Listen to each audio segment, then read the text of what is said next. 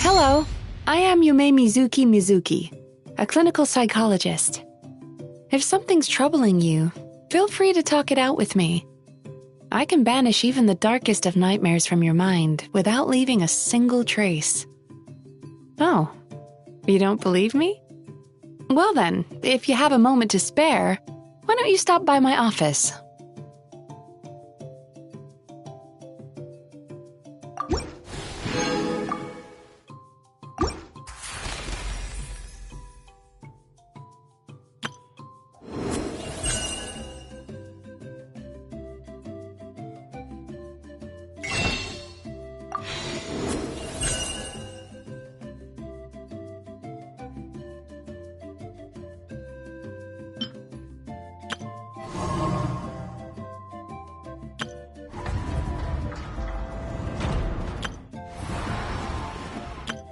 I know. Present!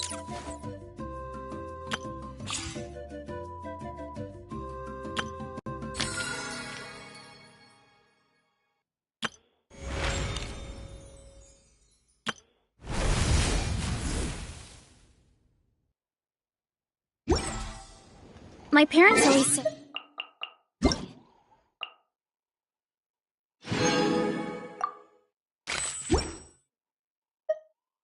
No matter how busy...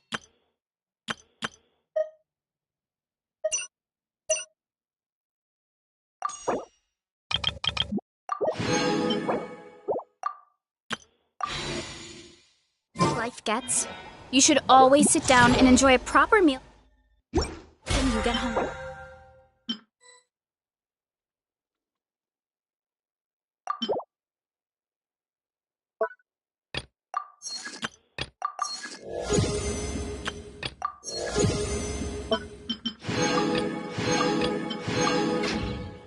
What I like to do is stack my plate.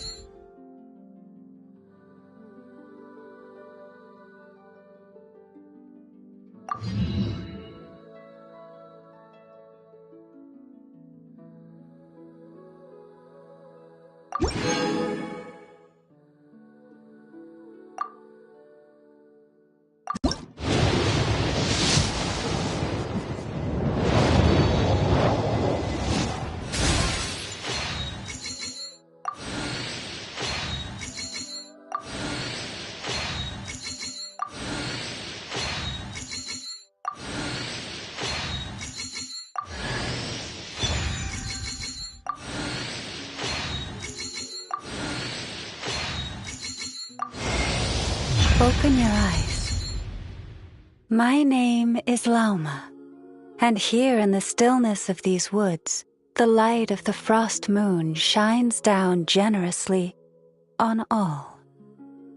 The gaze of the heavens will fall on you wherever you go. Now, close your eyes. You are no longer lost.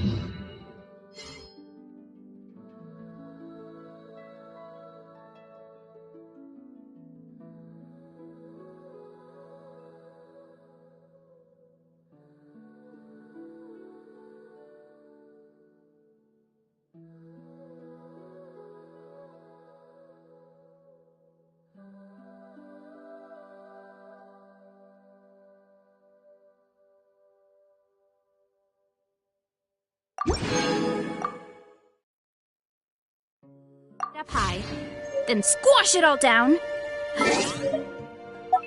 Breath.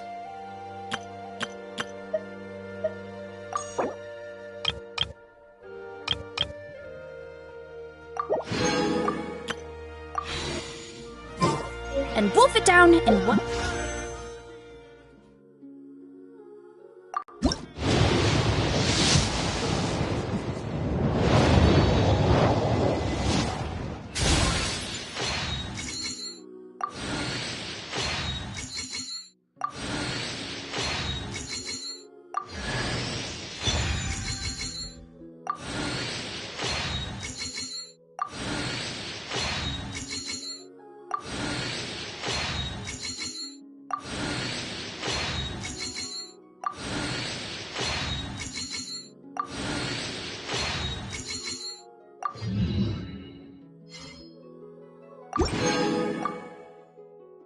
Go. Huh?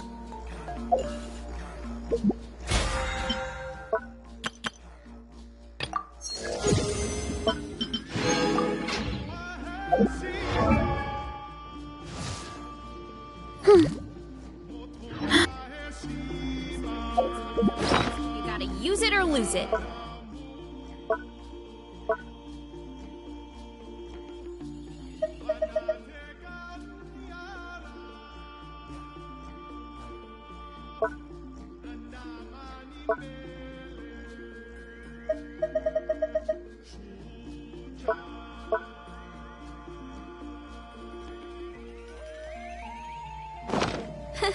So, wanna train with me sometime?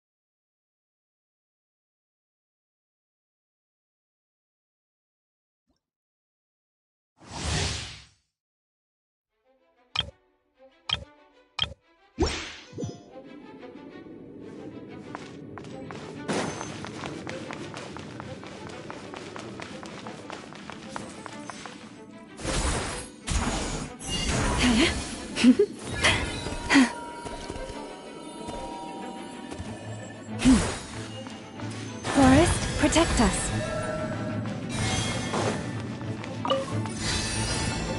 For the everlasting forest.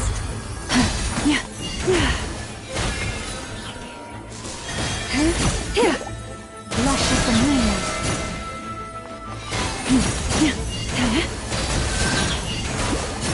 By the frost moon of old.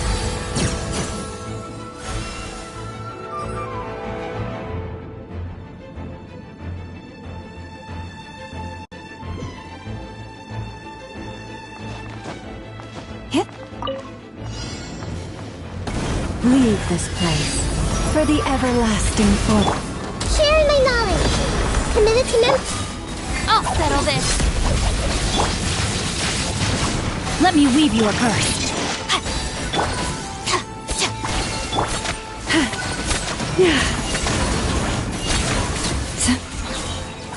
Use of force authorized. By the frost moon of old. Resistance is futile. Save yourself. No, my sword!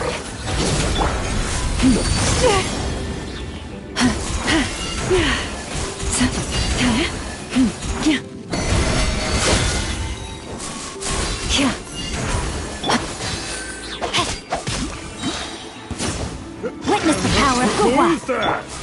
Make yourselves at home. This way. Forest, protect us for the everlasting forest. Lightning terrified!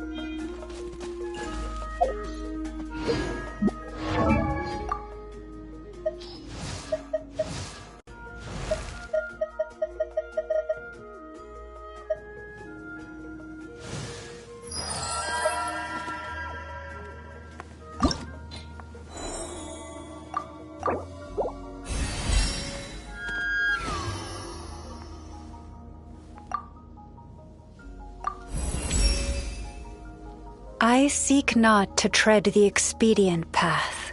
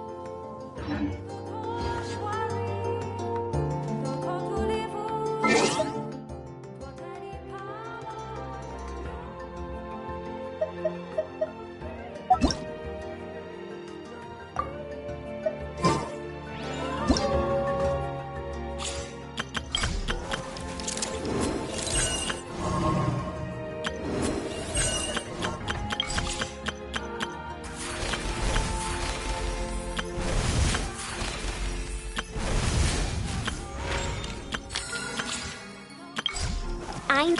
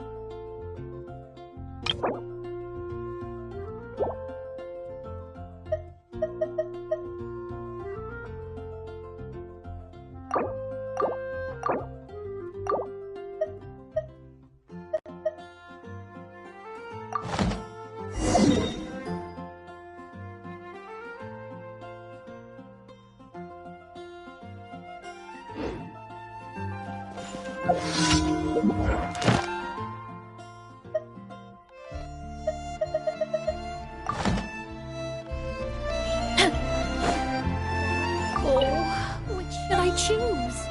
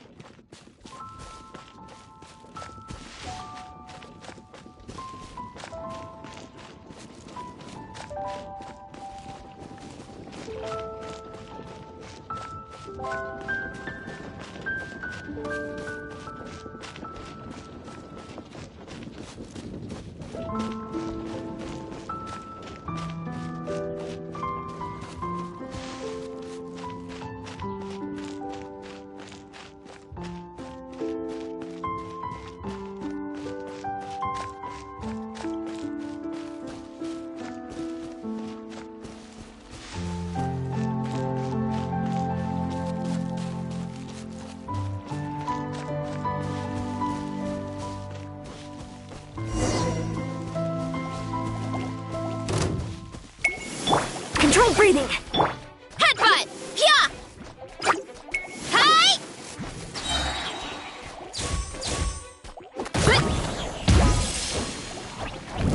Ow! Look out below! Charge!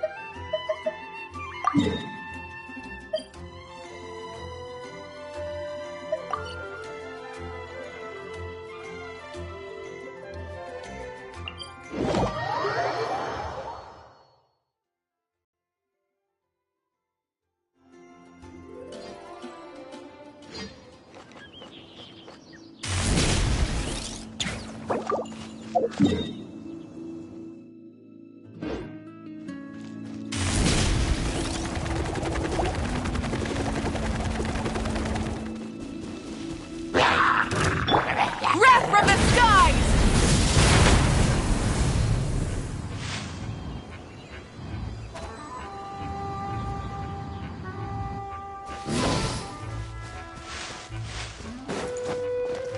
Rise with the sun!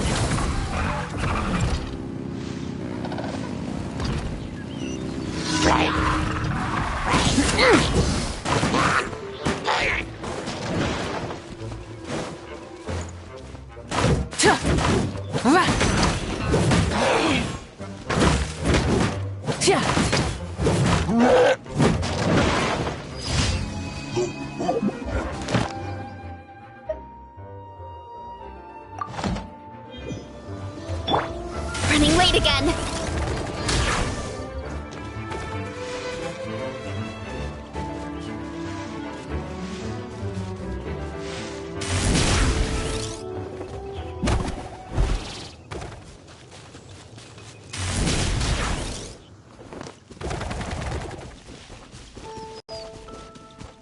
Running late again.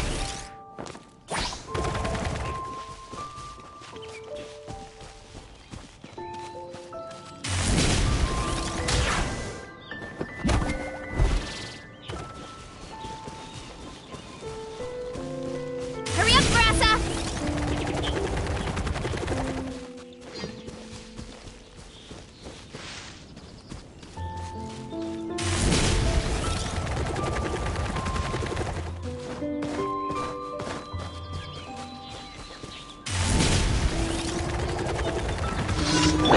Light it up! Let's move! Final warning! Oof! Hero incoming! The antenna! Grant me strength! Hero incoming!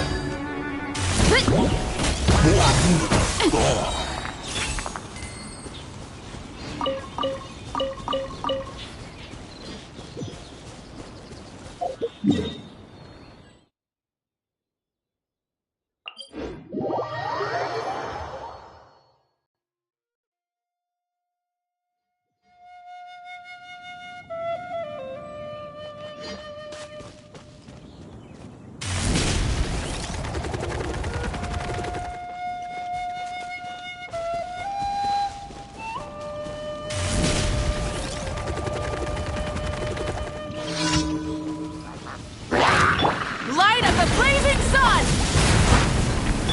Start the clock! Headbutt! Hero incoming!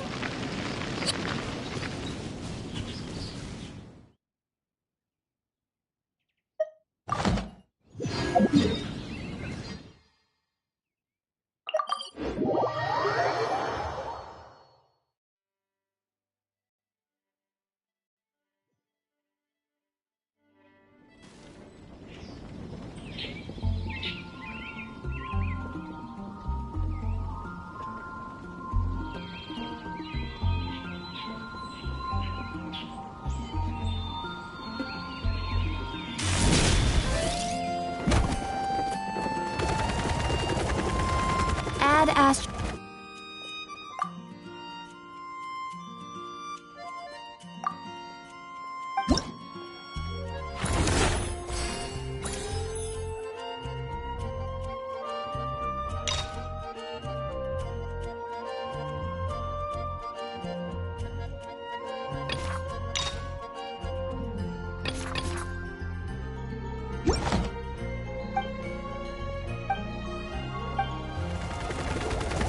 Ad Astra. Thank you for coming. Ad Astra.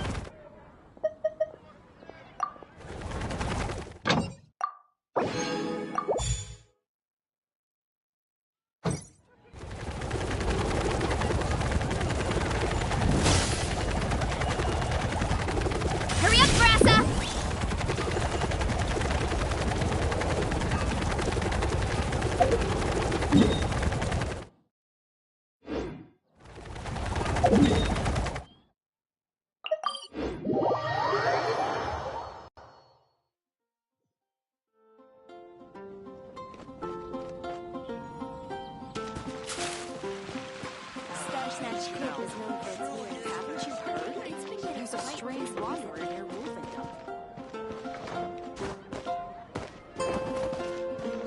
Ad Astra.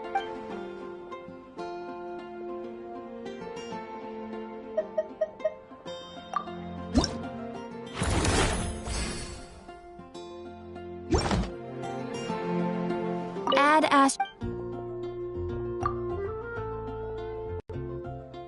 Ah, traveler.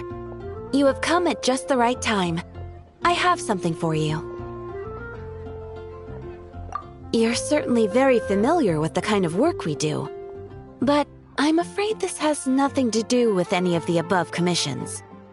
Please take this brand new Adventurers Guild notebook. The Adventurer Handbook is for recording details of your completed commissions and intel on all sorts of monsters, whereas this notebook is for recording the marvelous people and wonderful events you encounter on your travels. I hope it will be of help to you. Anyway, that's all for now. My commission is complete. Safe travels, traveler. Ad Astra Abyssosk.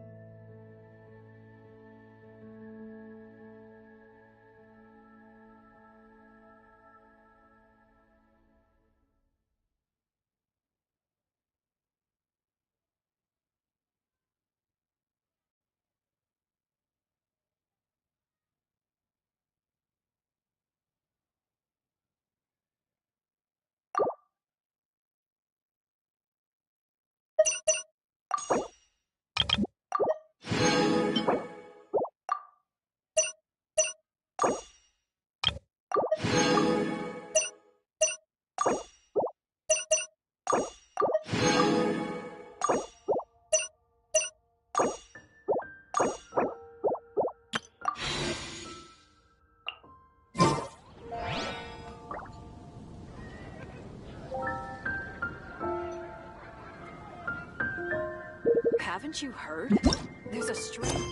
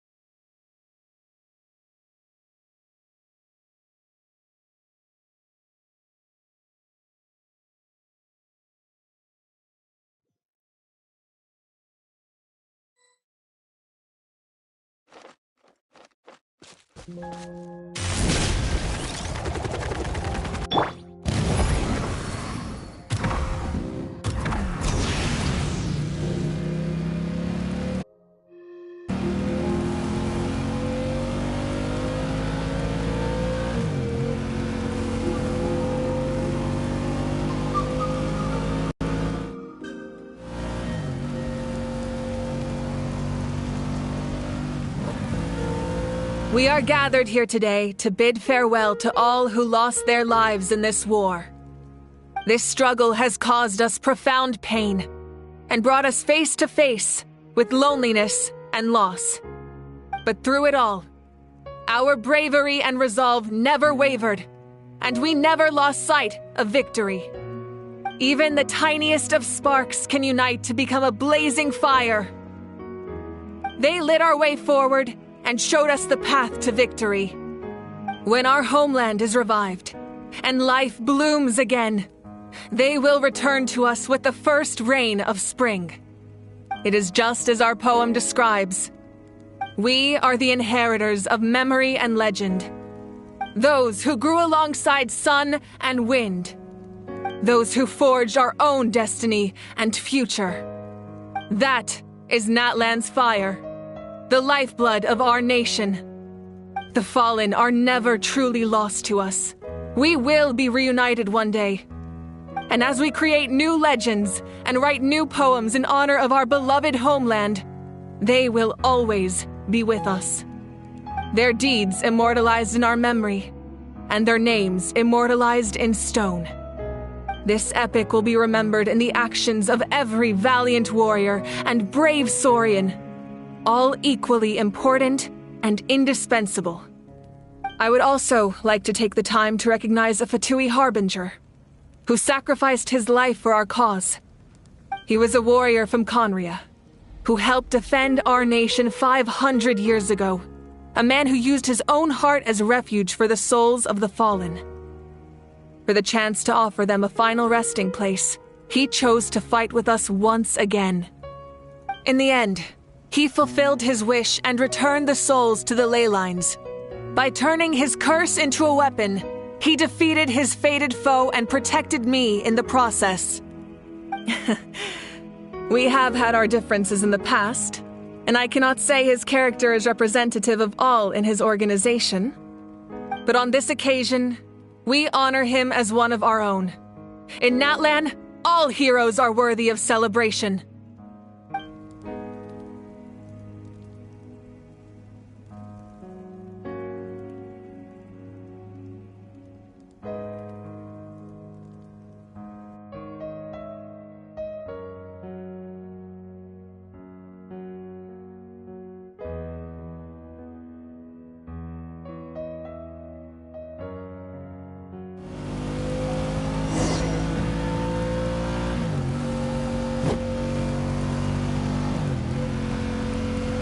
Rise with the sun!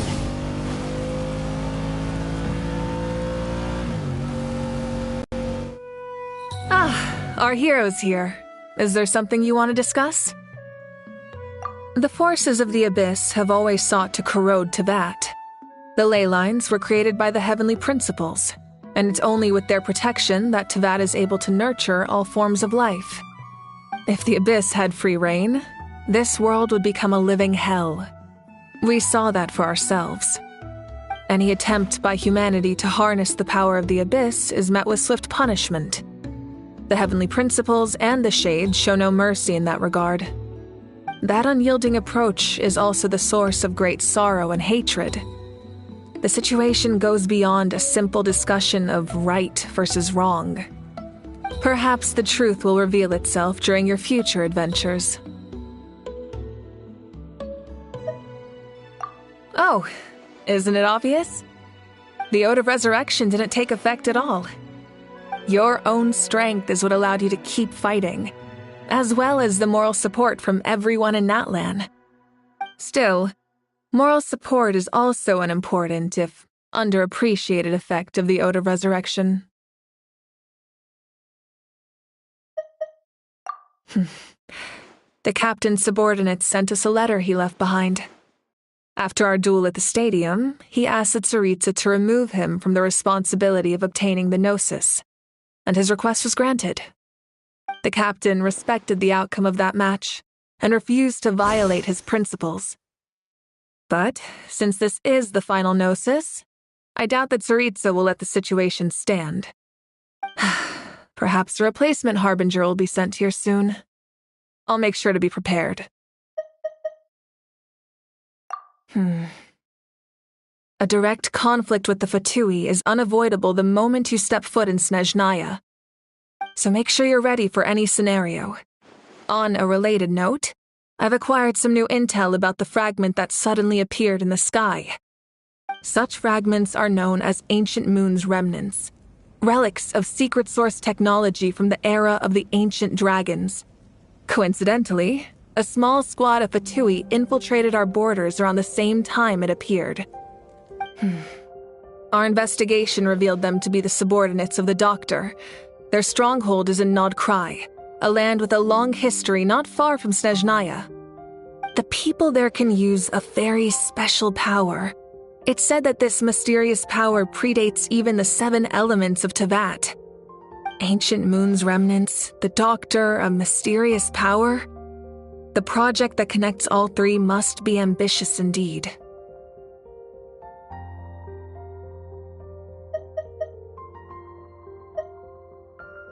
Huh? Tribe? Oh, you're thinking along the lines of how the names of the 6 heroes were inherited. In truth, apart from a few ancient names associated with a certain tribal culture or tradition, most ancient names can be inherited by anyone. Your name likely falls under that category. The Wyab will select someone who shares your character and name them as your successor. Of course, that won't happen for a very long time.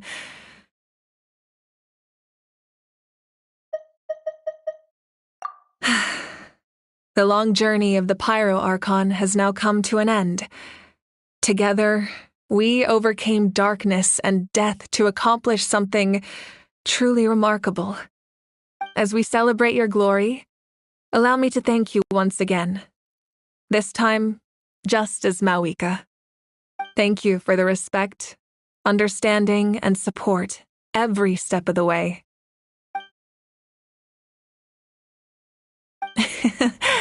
An honor we share. You can keep chatting with your friends nearby. I think I'll stay here for now and watch over them.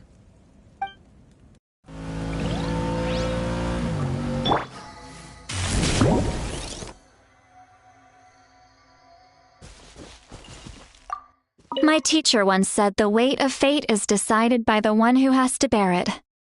You helped Natlan overcome a cruel fate. From now on, we will always be there to help you. Now, we just need to see where your fate, no, our fate, leads us.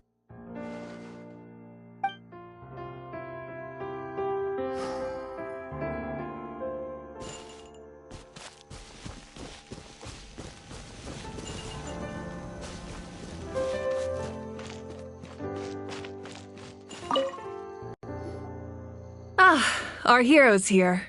Is there something you want to discuss? The long journey of as we celebrate your glory. Thank you for the... You can keep...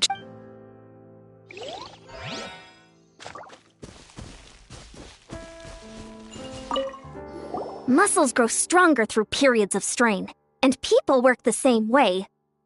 Even though the crisis is over, we will still band together for the sake of a new future. Oh, and you should really come to the Collective of Plenty sometime. Especially you, Paimon. Your nutrition plan is already set. Okay, so you can help Paimon get stronger, right? If something like this happens again, Paimon wants to fight by the Traveler's side. Of course! You've got serious potential.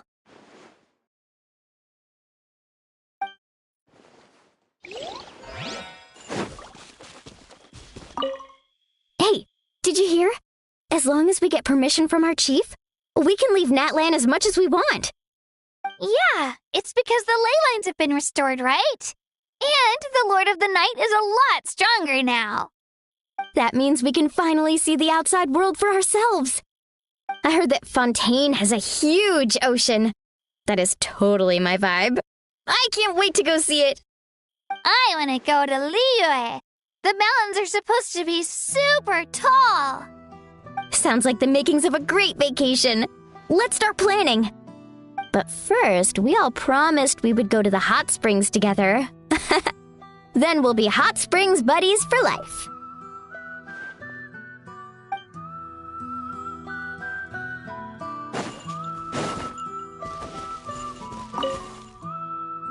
After you got back, you mentioned you saw Koichi in the Night Kingdom. So, she helped you then? Good. I'm sure that made her happy.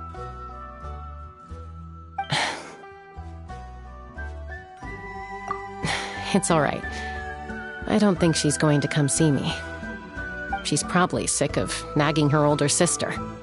Still, thank you for telling me. Natlan has a bright future because of you. And I have a chance to make up for my regrets. After you got back, you mentioned you saw Koichi in the Night Kingdom. So, she helped you then? Good. I'm sure that made her happy.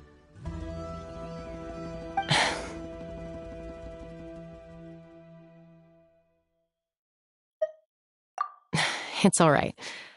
I don't think she's going to come see me. She's probably sick of nagging her older sister. Still, thank you for telling me. Natlan has a bright future because of you. And I have a chance to make up for my regrets.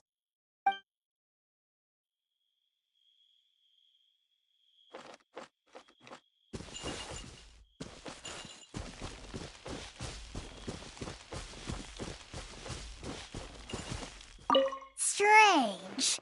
Why does no one praise the deeds of the Almighty Dragon Lord, Kahula-Hau? Does no one care about my heroism?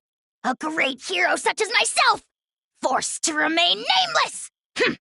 Ignorant fools. Fine. I guess you helped out. Good job. Well. A compliment. After all these years. It's about time you knew your place, lowly servant.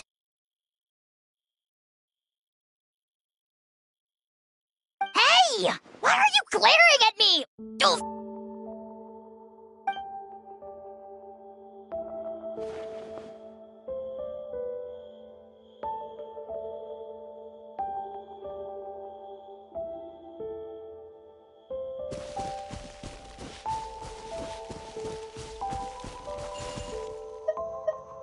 When Guthred's soul possessed my body, all I saw was a dark abyss. The captain carried countless souls within him. It must have taken so much strength to live like that for hundreds of years. For us, his death is something sad, but for him, maybe it finally allowed him to be at peace.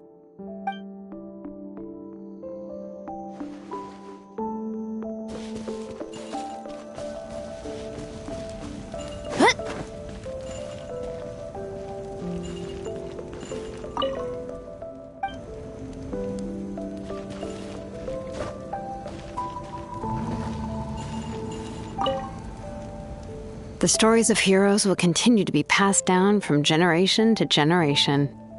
If Natlan faces a crisis again, I'm sure people will look to our story as a source of hope. We've earned our place in history. That's pretty surreal, don't you think?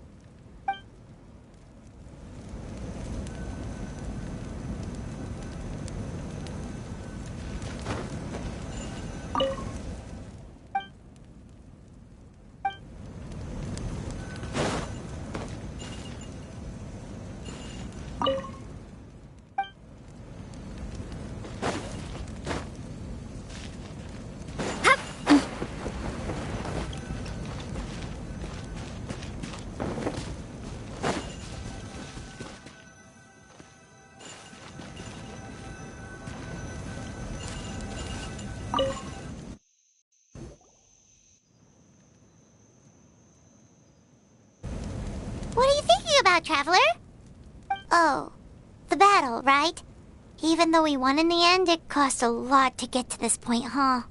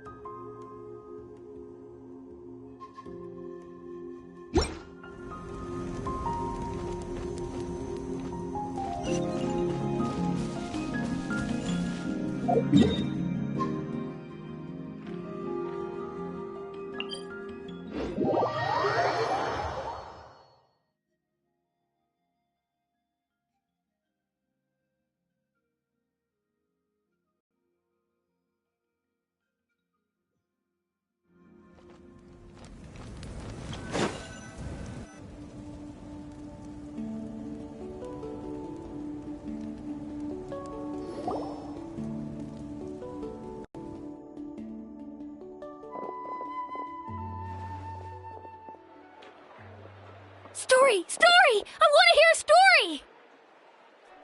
Come on! Tell us! Tell us!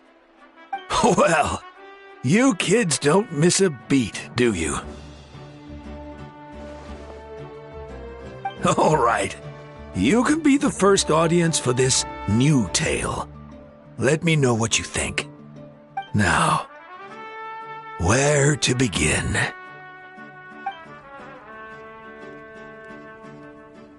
Want to stop and listen to the story? Sounds pretty fun! This is a story of the great heroes of our time. There are 3 great heroes at the center of this tale. The first is an outlander known as the Traveler, a warrior of great strength, completely immune to the power of the abyss. Most importantly, the Traveler is kind and brave, someone who treasures those around him. You could call him a natural-born hero. Yeah, he's super strong! Tell us more! Hey, just let him finish the story!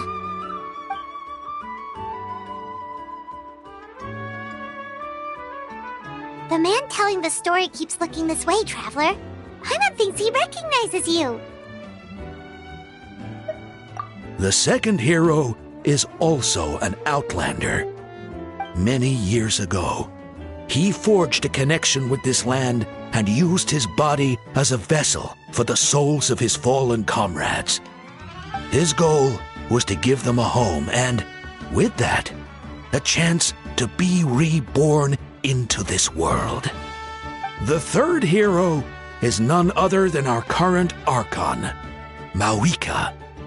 Not only is she a powerful and respected figure, but she also commands the power of the Ode of Resurrection, which can bring people back from the dead. With the support of 6 heroes from 500 years ago, she united Natlan against a dangerous foe. Now, this story truly begins with the arrival of the Traveler in Natlan.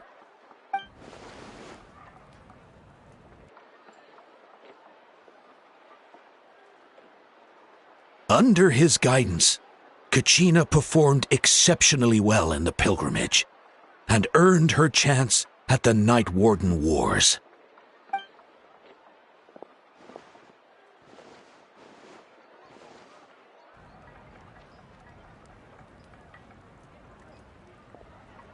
Suddenly, the sky turned dark, the sacred flame went out, and Gasoithoth appeared.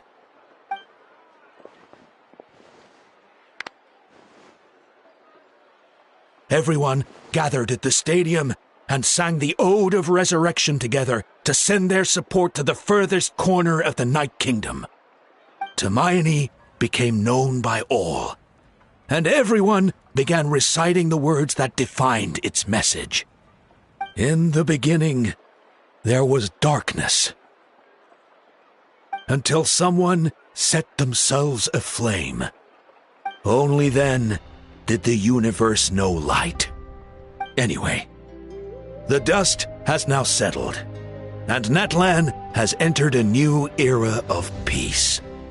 The Traveler fought for life, the Captain fought for death, and our Archon, Mawika, created a bridge between them. Wow! Is there more? Please don't let that be the end! Sounds like you like this one. Tell you what, give me some time and I'll write it all out in even greater detail. I loved it! This is the best story ever! Yeah, and Hermione is the coolest ancient name. I get to be Hermione today, okay, guys? Hey, it's supposed to be my turn! No, it's my turn! No, it's my turn! I get to be Hermione today! So, no one wants to be the Pyro Archon anymore? Sounds fun! What do you say, Traveler? Wanna let Paimon be Hermione for the day? Alrighty then! Let's go, Paimon! A new adventure awaits!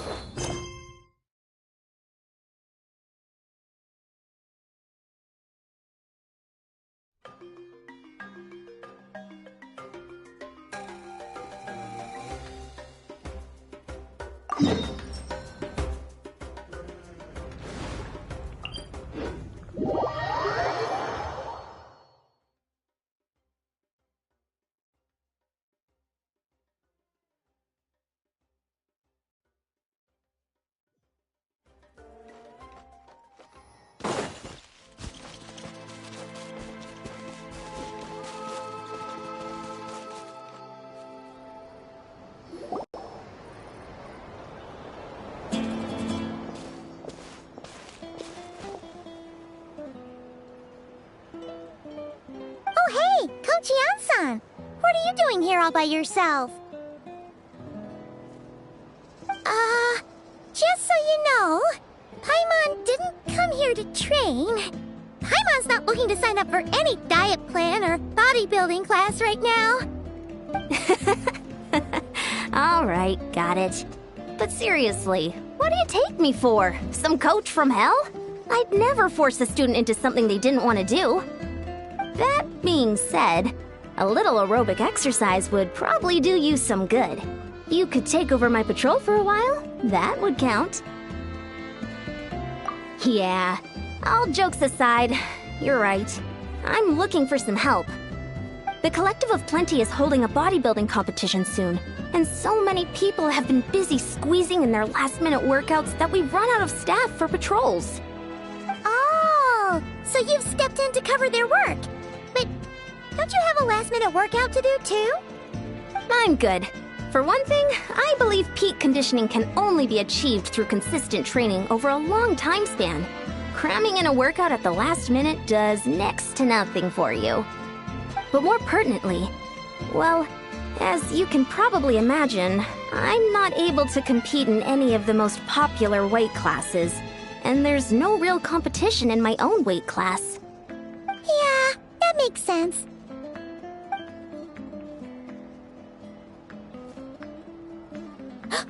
Oh no! Don't look at Paimon like that! We are not the same weight class, and no way is Paimon competing against you! Traveler, let's just help with the patrol, alright? Otherwise, Yan-san's gonna make Paimon enter a bodybuilding competition! Perfect. I managed to get you on board with just one look. Thank you both. It should be pretty routine. Just keep your eyes peeled and make sure nothing strange is going on in the area. That'll free me up to check the other section. Let's meet back at the settlement when we're both done. Sure thing. Just leave it to us. We're experts at strolling and patrolling, don't you worry.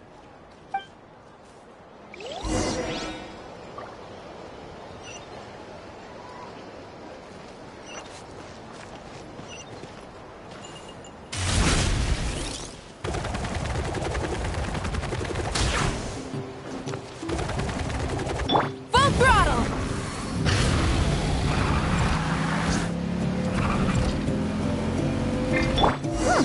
What's this? Was there always a cave here? What?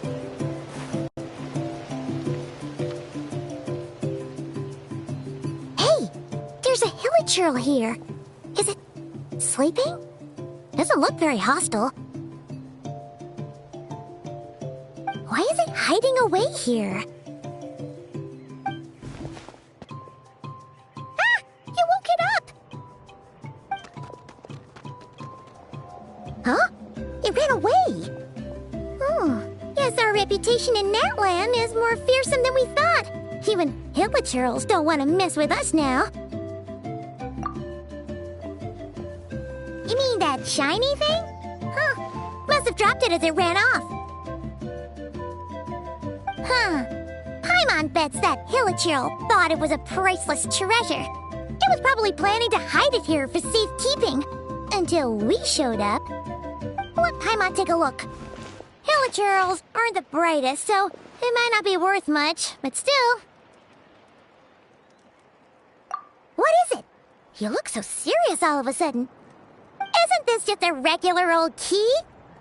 The style is unusual, though. Doesn't look Natlanese. Where do you think it's from?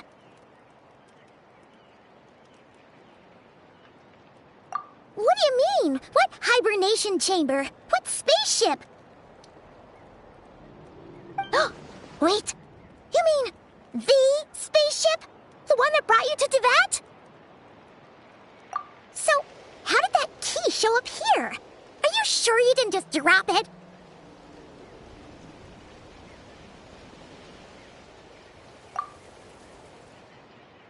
Whoa!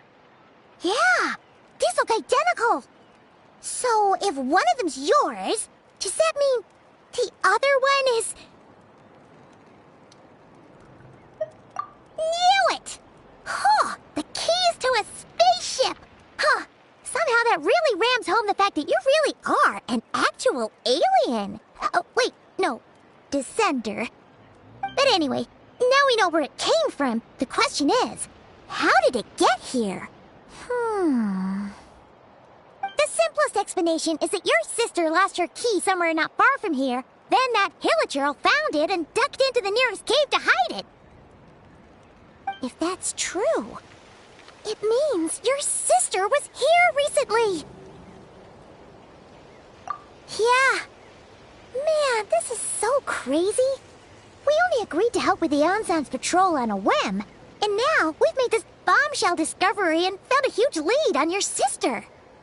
Should we keep following this trail while it's hot? Or do you think we should check back in with the Ansan? Ah, there you are. Looks like you went the extra mile today. Thanks for being so diligent. Oh, hey, Ian-san, what's up? Didn't think we'd see you again till we headed back to the settlement. We were actually just about to go meet up with you. We've made a huge discovery today. I came here to let you know that you don't need to keep patrolling anymore. The bodybuilding competition has just been canceled, so the usual squad will be resuming their normal duties. They'll be here to take over shortly. Wait, canceled? Why? What happened?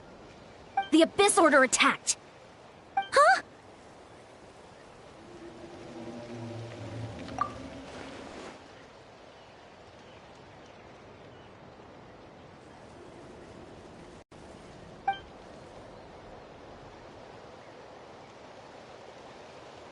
I've heard of the Abyss Order, but this is the first time I've known them to take organized action on such a large scale.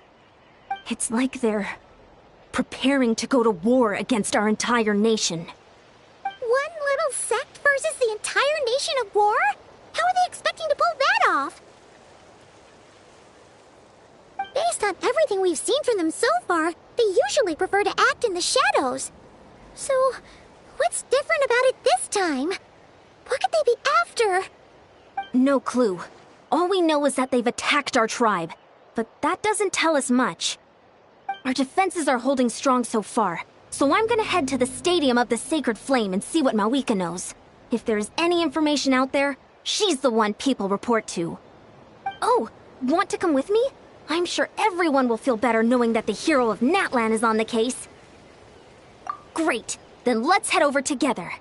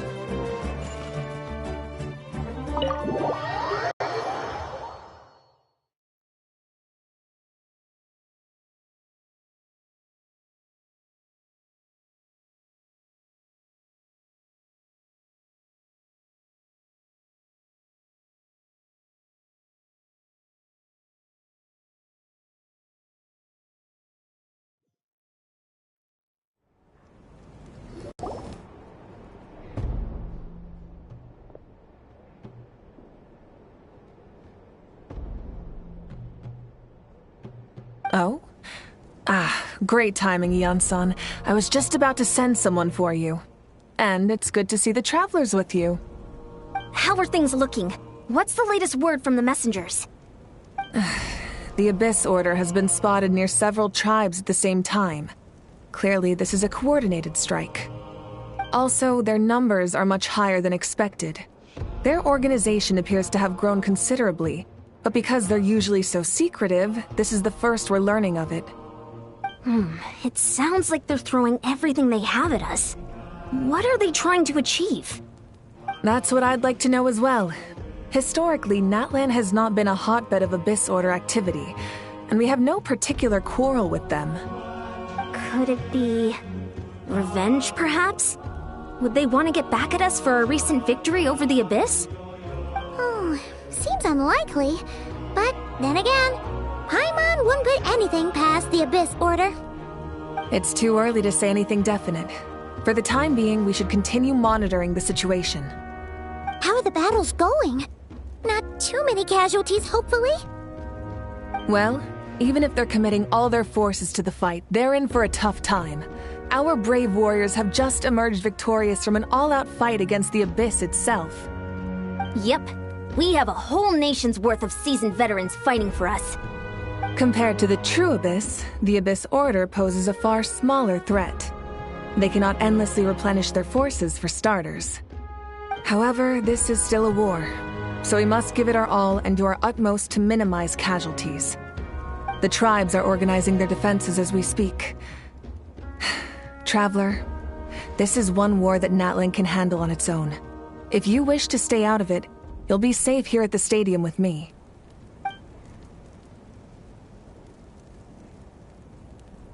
Oh? In what way?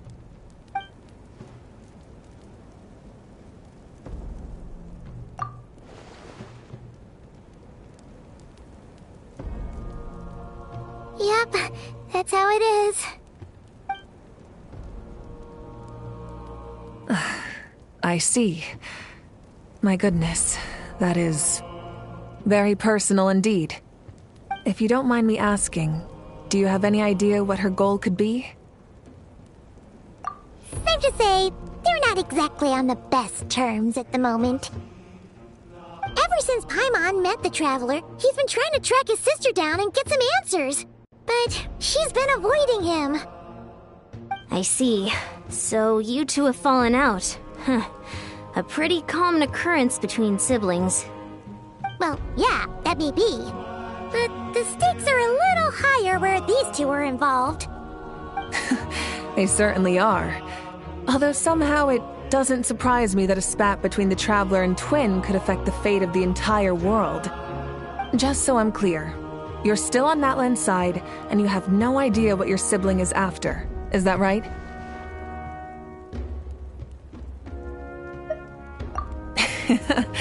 Well, that's a relief. When you first mentioned your sibling, I was worried we were about to be thrust into an impossible position.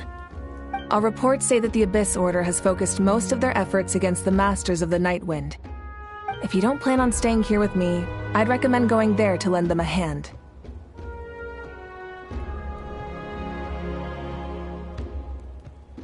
I'll join you. Right now, the Collective of Plenty isn't facing a serious threat, so we should support the other tribes. Many thanks, you two. Anything you need, send word to me right away.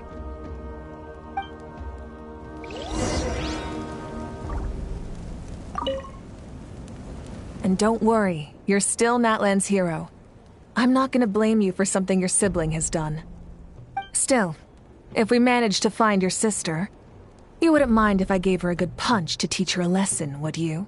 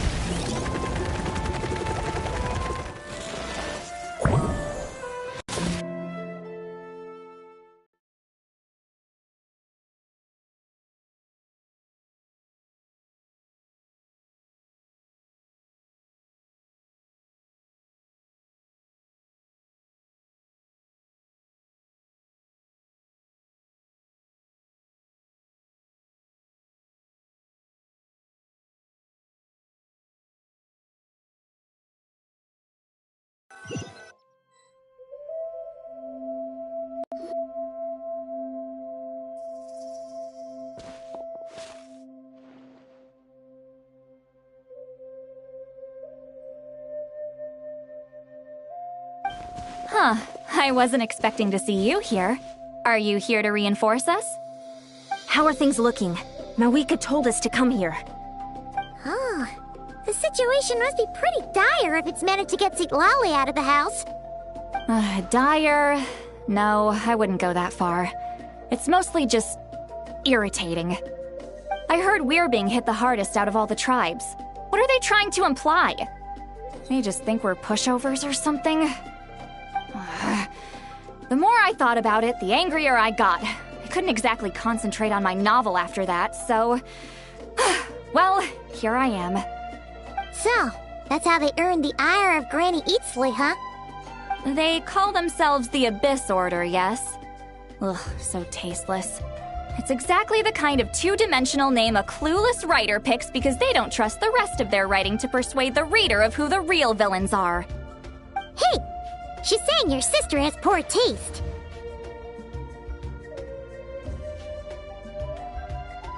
Wait, what?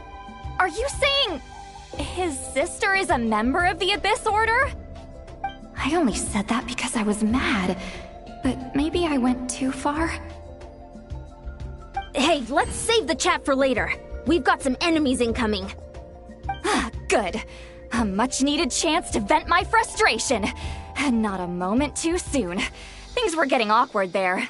Luckily, I'll never have to find out just how badly the rest of that conversation was gonna go. You didn't have to say that last part out loud, Xitlali. Anyway, let's get him!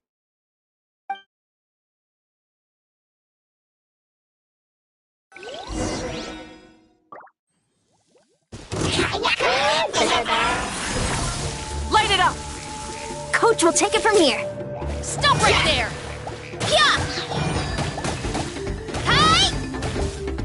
Yeah! Time to roll! Charge! Charge! Yeah! Wrath from the skies!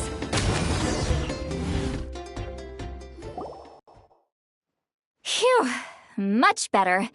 That's more like it. Oh, impressive work, Granny Xitlali. If I'd known you were on the case already, I might have reconsidered whether your tribe really needed reinforcements. If anyone should be reconsidering, it's the Abyss Order. They picked the wrong target this time. Experience says that if we head in the direction they were attacking from, we should find their stronghold. Why don't we press our advantage and destroy their base? They won't know what hit them. Hey, was there a battle here just now? Need any help? The warriors from the Masters of the Nightwind are here! The battle against the Abyss is still fresh on our minds, so everyone's used to working together. Well, morale's high and everyone's here. Let's go take down that stronghold!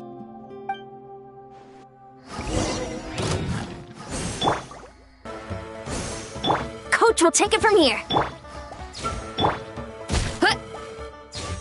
Hi! Yeah! It's justice o'clock! Forward! Crush them!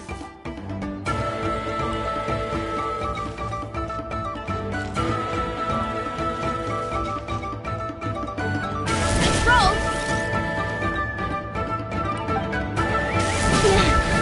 What is that thing? Like it's draining the strength right from my body. Find a way to destroy it! The Abyss Order's resistance is faltering. Now's our chance! Justice o'clock! Yeah! Heads up! Charge! Warrior! Attack! After them!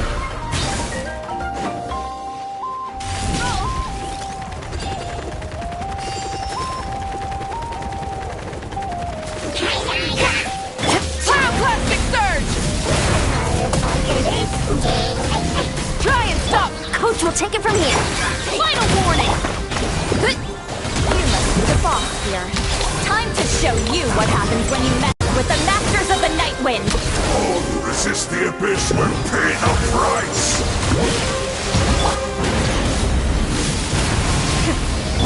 Faster! Stronger! Stop right there! Hi!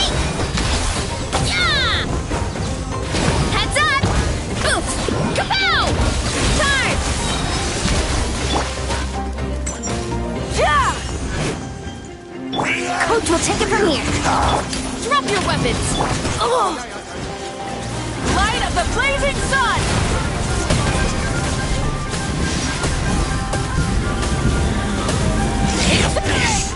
Shall rise. This stronghold is neutralized. Good work, everyone. Huh. The Abyss Order's all bark and no bite. To be honest, this was anticlimactic. I was hoping for a personal apology at the very least. And ideally, a whole speech acknowledging the superior might of the Masters of the Nightwind. Well, whatever. I'll just have to make up for it with some extra wine at the victory feast. With the stronghold cleared, this area should be safe for the time being. But still, something tells me we can't afford to let our guard down yet. Maybe it's just me, but an enemy under siege normally defends their stronghold at all costs.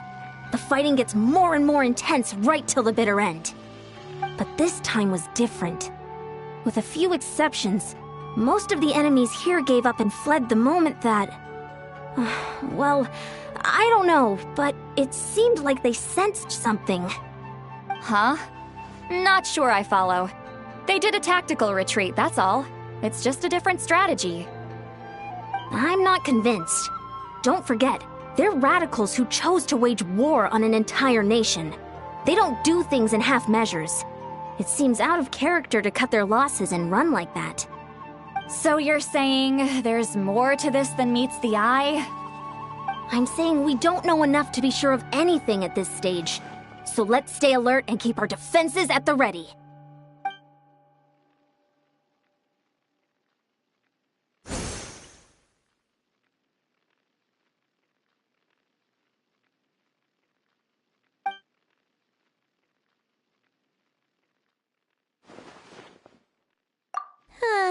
Paimon had a hunch you might say that. But you're right.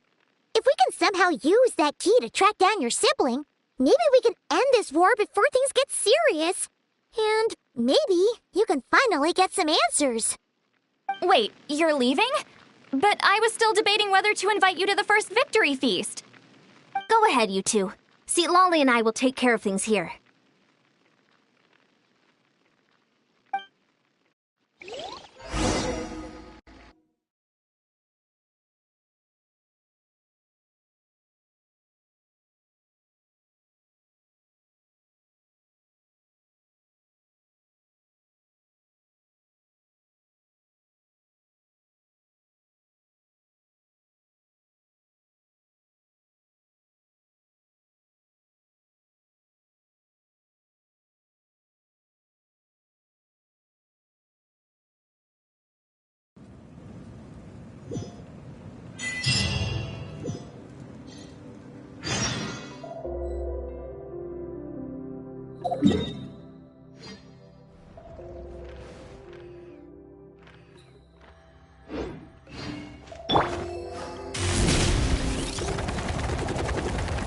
Let's ride!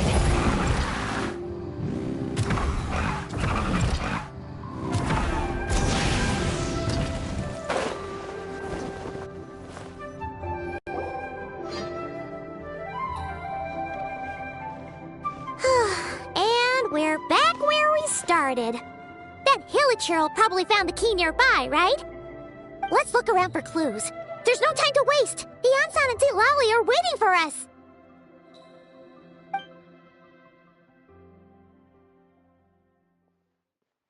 Oh, we've scoured the entire area, but still nothing. How the heck did the key end up in that Hilichurl's hands? Are we supposed to believe that it just fell out of your sister's pocket as she passed by? Huh.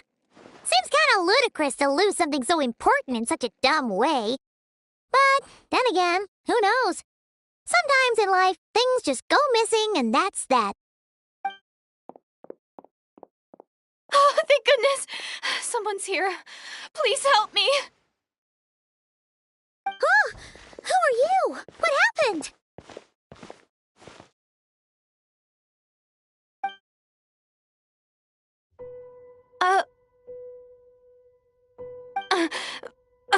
No, now isn't the time.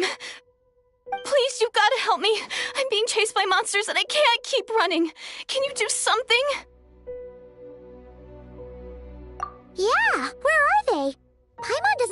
monsters behind you? Huh? I'm sorry, I don't quite understand. They're almost here. This really isn't the time to be joking around. We're not. We're completely serious. We don't see any monsters. But how? Ugh, there's no time. They're coming. We gotta run. What's wrong with that girl? She must be seeing things. Oh no! It looks like something really hit her. Maybe she was right. Quick, let's see if she's okay. What's wrong? Are you hurt? What was that? The monsters! They're right there! You need to get out of here. It's too dangerous.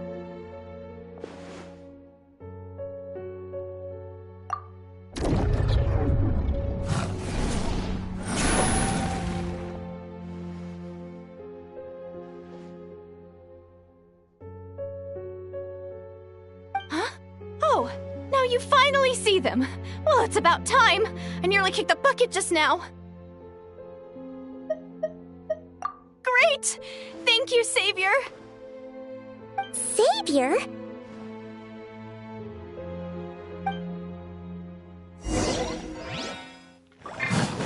Rise with the sun!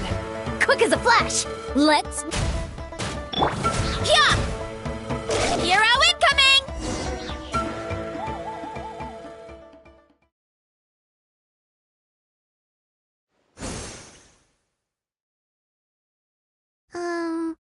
You done?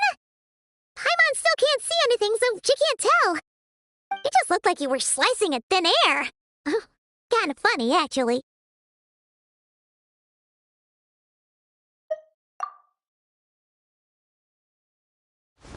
Oh, really?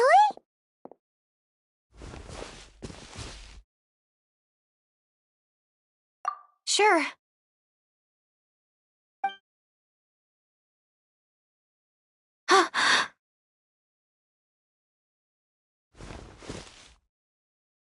It's nothing. It's okay. I can see they're all gone now. No need for you to check. I didn't think much of it when the monsters were breathing down our necks, but now that I've calmed down, holding hands with you like this, I'm just a little shy, that's all. Huh? Have you never shaken hands with someone before? You sure get flustered easily. Well, anyway, I haven't had the chance to introduce myself yet. I'm Deirdith. Thanks for, saving me just now. I'm really grateful for your help. No worries. Paimon's Paimon, and this is the Traveler. With him around, you'll be safe from any monsters. As long as they're visible. So, what was the deal with those monsters just now, anyway? Your guess is as good as mine. I could see them the whole time, so when you said you couldn't, I thought you were making fun of me. Whoa! That must have been scary! The idea that we'd stand by and laugh while some poor girl was being hunted down by monsters?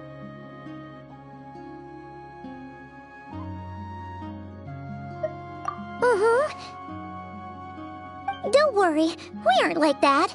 When we say we can't see something, it's because we really can't see it. But more importantly, did the monsters hurt you? How bad is it? It's nothing serious. But I did sprain my ankle back there. I won't be doing any more running for a while. Good idea! We'll take you!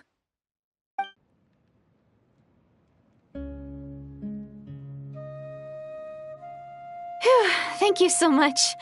Despite getting injured, I still feel much safer with you around. I'm gonna stay here until I heal up. Don't want to risk running into any more monsters. Yeah, you already took a big enough risk coming out here all on your own. So, where are you from, Deirdith? A small village, far away from here. I walked for what seemed like forever and lost my way, so... Yeah, I have no idea where I am anymore. Maybe all these trials and tribulations are part of the journey. No one said finding the Savior is gonna be easy. Huh. That's the second time you called the Traveler a savior. What's all that about? Oh, sorry. It just slipped out. I was caught off guard. The resemblance is so uncanny. Anyway, let me start from the beginning. There was once a sage who passed through my village. People got the sense that she was truly omniscient. The sage said that doomsday was coming. But as that day approached, a savior would reveal themselves to us. The day of disaster is almost upon us, so my grandmother begged me to leave the village and find the savior before it's too late. Doomsday? I've heard people talk about the savior since I was a kid. Growing up, it really made an impression on me. The description is practically etched into my mind. So when I saw your golden hair for the first time, it was like this image that's existed in my mind's eye all these years suddenly came to life. Everything matched. Oh, so that's why you were lost for words when you first saw him. Well, the Traveler's definitely got what it takes to be a savior. And he's already got a ton of titles, so he won't mind one extra. Actually, I don't think it's him. What? But didn't you say that everything matched? Everything except the gender. The savior was described as a young woman. Oh, for goodness sake. There are gender requirements to be a savior? Really? Oh, of course. If it's not you, then it's gotta be her. Who? Who is it? You have a sister? Well, then that's it. Oh, it's her.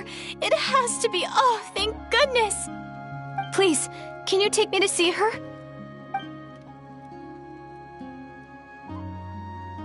Huh. Maybe, if you're lucky. It just depends if we can find her. Huh? But isn't she your sister? Sorry. Looks like Paimon steered this conversation back to the fallout between you two. It wasn't on purpose, but that's the reality, so it's hard to avoid. Okay, fair enough. But since you're looking for her anyway, why don't we team up? We might stand a better chance if we work together. Yes, everyone says that the disaster is inevitable. But the Savior will rescue us all from our pain and suffering. I've always dreamed of meeting the Savior. Do you really buy this whole doomsday thing? Seems kind of far-fetched.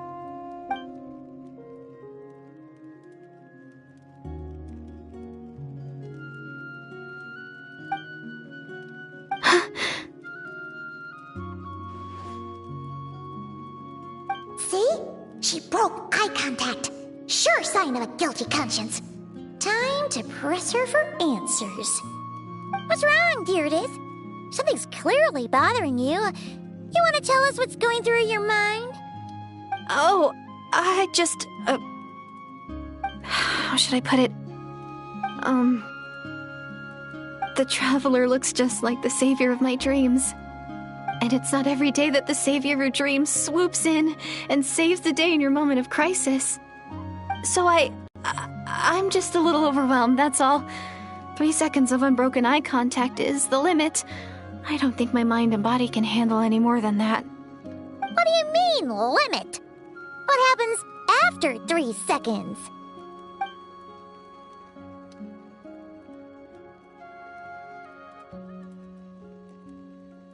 I'm sorry. Please forget that I said anything. Let's just leave it there for now. Like I said, I'm going to hide here until I feel well enough to move again. If you manage to find the Savior in the meantime, please come and let me know. Thank you. Are you sure you'll be okay here on your own? Do you have enough to eat? I'll be fine. I might not be much of a fighter, but I know how to stay hidden. And if I get hungry, I'm sure I'll find something around here. Don't worry about that. Alright then. Well, take care. Being on your own isn't easy. What a mysterious girl. We should definitely keep an eye on her. And hey, at least she seems to like you. And it sounds like she's gonna help look for your sister when she's healed. Anyway, this is probably all the progress we're gonna make for now. Let's head back to the Masters of the Night Wind and see if they need our help.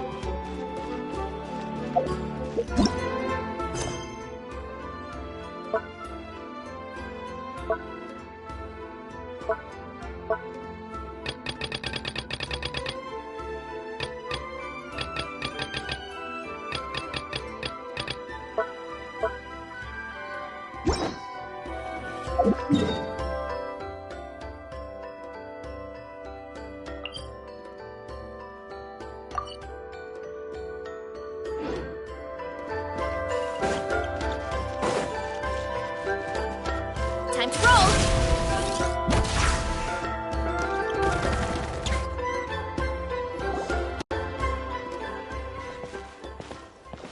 Huh? What are the Fatui doing here? That's a little concerning.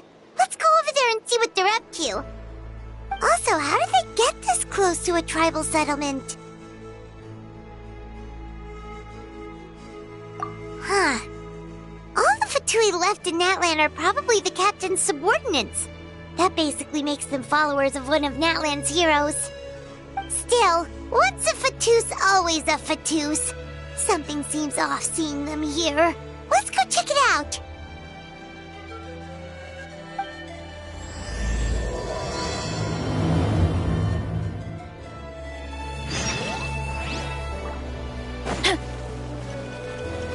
Don't worry, I'm sure they'll show up. Ahem! What are you guys doing here? Following orders. If you have a problem, take it up with our employer. Hey, what's with the attitude? Can the Fatui even work for a private employer? Ahem. This is Grudock. I hired him to be my bodyguard in Natlan. As you can see, he's not the sociable type. I'm sorry for any offense. My original plan was to hire someone from the local tribes, but a priest recommended Grudock and his squad. I was told they were capable fighters and had the time to spare, so they fit the bill. It seems like the Fatui's reputation in Natlan is quite positive. So that's what happened. Then you must be from Fontaine? Precisely! Montluçon, at your service. I work in the publication business. And you two... Wait, you must be the traveler and his fairy companion. Oh, you know us? A golden-haired traveler with a floating companion. There's no mistake. Your exploits in Fontaine have all the makings of a best-selling series. I'd be a failure of a book merchant if I couldn't recognize you. Wow! We're really famous at this point, Traveler! It's truly my lucky day. I know this is sudden, but I was actually looking for you two. You see, I have a favor to ask. So, you chased us all the way to Natlan? That's a little creepy. You'll be generously rewarded, I promise you. Well, at least he got straight to the point. Should we hear what he has to say? Alright, we'll hear your request. You know the great shaman Xitlali, right? I need her help with something. Yeah, the chances of her helping a random stranger just because we asked? Yeah, Xitlali really doesn't like dealing with strangers. I heard about that from other members of her tribe. But they told me if one person could convince her, it would be the golden-haired traveler. If you manage it, I'll even double your pay. Oh yeah, we should definitely get to the bottom of that first. It's kind of a long story, and there's tribal history involved, so you should hear it from an expert. Allier, if you could. Of course. I don't often have an eager audience for this kind of thing. Nice to meet you. The name's Allier. I'm a researcher from the Fontaine Research Institute. Unlike most researchers, I have a keen interest in ancient ruins. That's why I was invited to join Monsieur Montluçon's team. Have you heard of the legend of the great shaman Xitlali? Yes, according to local records, she was a color mystic who lived over 200 years ago, and the most adept in her tribe at using that particular technique. Out of all of her exploits, her most celebrated is the Battle of Seven Colors. According to legend, the battle was triggered by an abyss invasion, one of the most brutal in Natlan's history, even from a greater historical perspective. Amazingly, Natlan was able to turn the tide despite being at an extreme disadvantage. The key to victory was none other than a color Xitlali created on the battlefield. The color was extraordinary, illusory in appearance while also seeming to possess physical form. Legend has it that Xitlali used the color to construct a magnificent maze on the battlefield and trap all the enemies inside. This allowed her allies to launch a counterattack and ultimately secure victory. Anyway, that's the gist of it.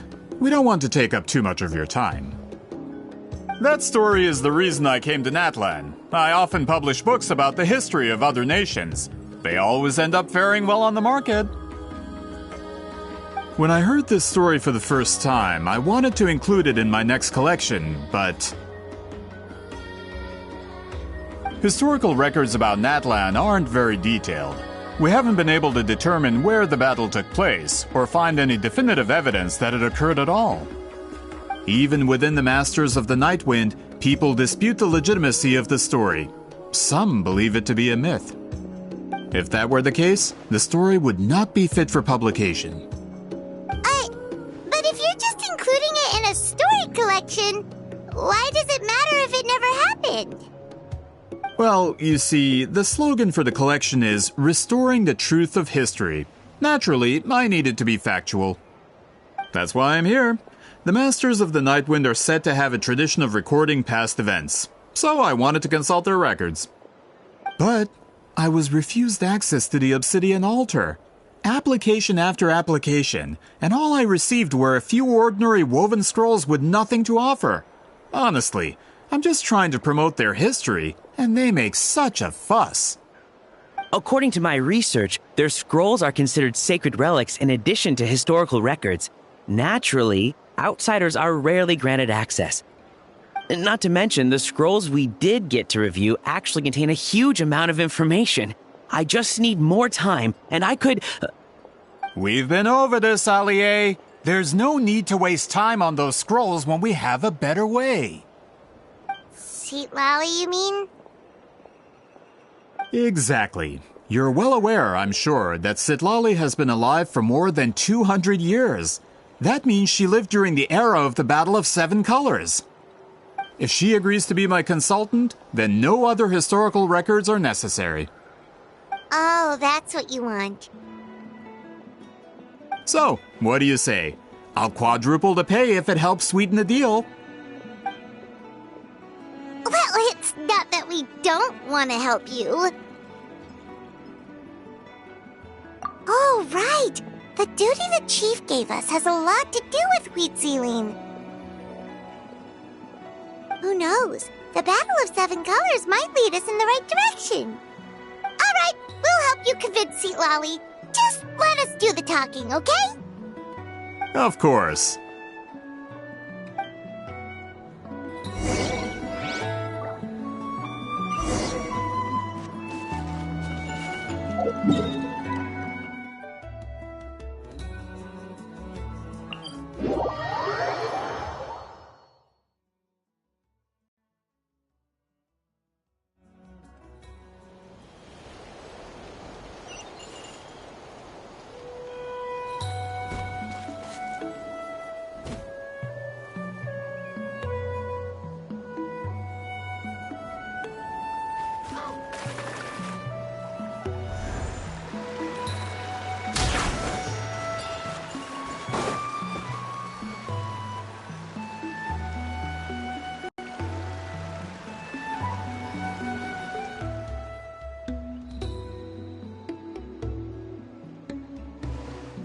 For someone like Xitlali, it actually makes a lot of sense. Is this graffiti her work too? I wonder if it's a cultural practice. If I could just copy it down, We're here for a reason, Alie. As agreed, you two can do the talking, and we'll wait for you here. Okay, we'll go knock on the door. Hopefully she's not hungover.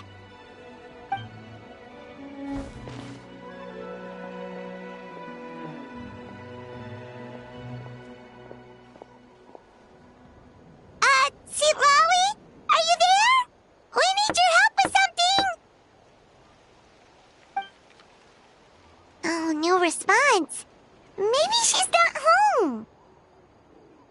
Oh, Granny Xitlali? Are you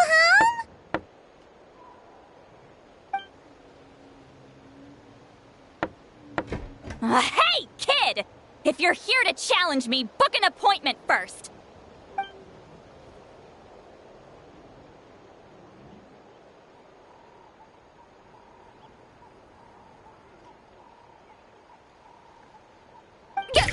Traveler!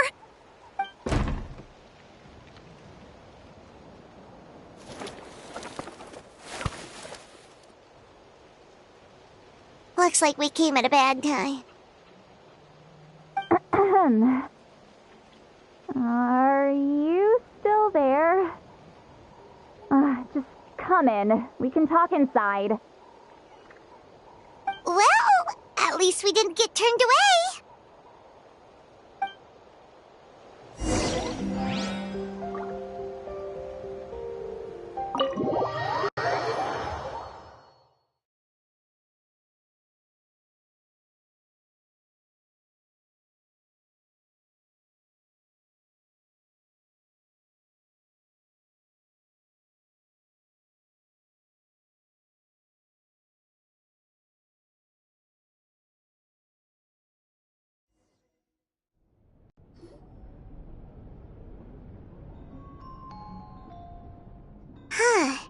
So this is where Xitlali lives.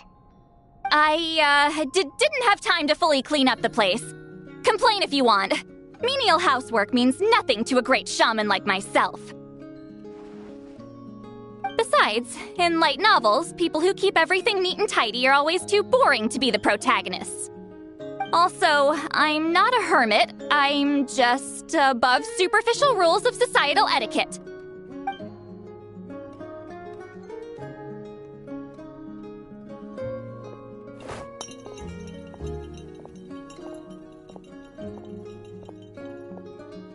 She sure does care a lot about what we think of her.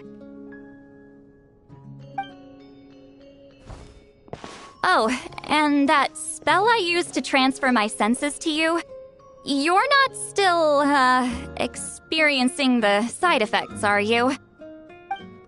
It's my duty as a great shaman to check that kind of thing. Oh, you mean when we could hear your thoughts?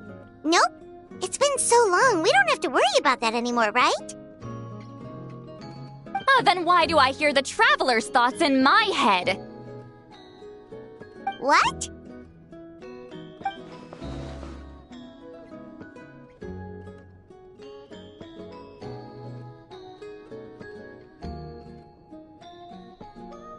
I can still hear you, you know. Don't bother. I'll find a way to fix it.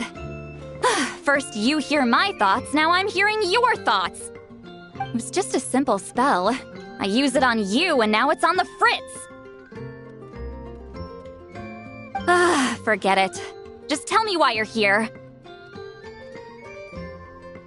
Well, someone asked us to ask you to be their consultant.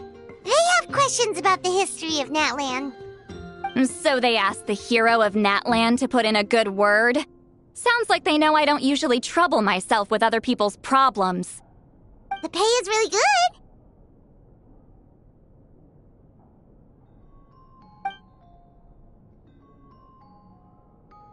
Doesn't matter. I'm busy. She sure doesn't look busy. Paimon knew this wouldn't get us anywhere. From you? Yeah! We were given a sacred duty to help your tribe weave a special scroll. Huh? So, you're the appointed ones this time? We were surprised too! After all, we have no idea how to weave a scroll like that. But with Chef Biram's help, we were able to make some progress. We still haven't succeeded, but we learned that the key to weaving the scroll is a special kind of color. The historical event those men want to ask about also involves color. If you help them, you might end up helping us too.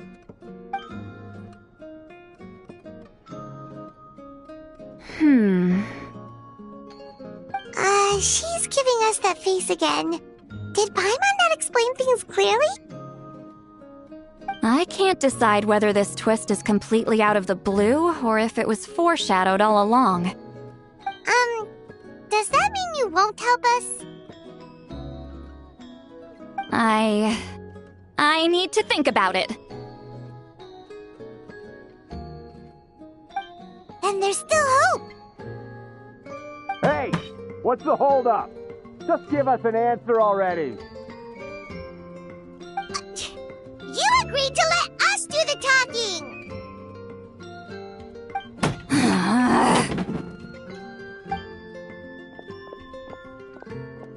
Xitlali!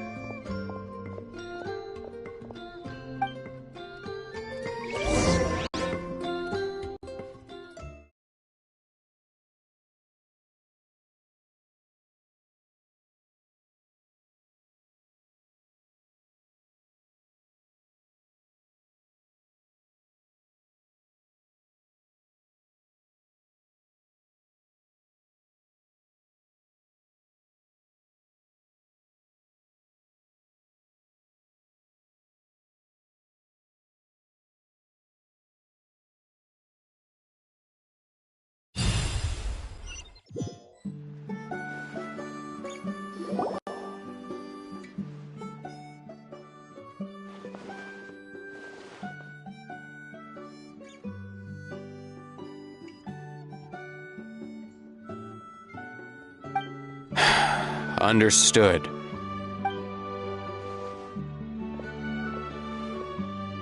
You're the great shaman who's been alive for centuries? But you're so... Apologies for the disturbance. Grudok is a recent hire, so difficult to restrain sometimes. He's lucky he didn't force Xitlali's hand. Well, since you're here, how about a discussion? Do you have any idea who I am?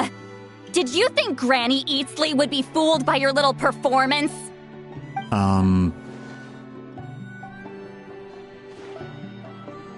I have no intention of speaking to you. Your recent hire interrupted me right as I was about to make an important decision. Pull a trick like that again, and I'll make your lives a living horror novel, except 10 times worse. That's all I came out here to say. Whoa. Traveler, we have a discussion to finish. You live up to your name, Granny Eatslali. I apologize for the offense. I'm just surprised the Battle of Seven Colors didn't pique your interest. You're investigating the Battle of Seven Colors? Ah, the Traveler didn't get to that part? Yes, I thought the Traveler could help me convince you. But, if I'm not mistaken, you have a personal interest in this matter, don't you? I heard that the great shaman Huitzilin was a friend of yours. You two must have been close. If I can resolve the controversy and prove the battle took place, I'll include it in my next collection. Then, all of Teyvat will learn the truth. With your support, your friend's heroic deeds will once again be known throughout the land. Inspiring, don't you think?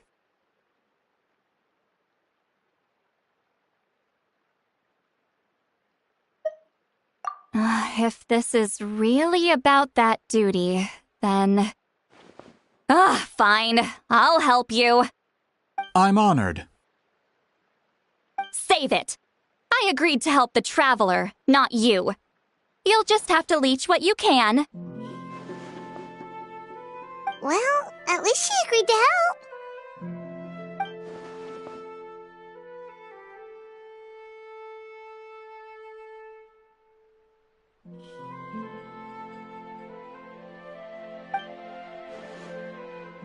Who are you calling heartless? Not a problem. I always planned to work with the Traveler.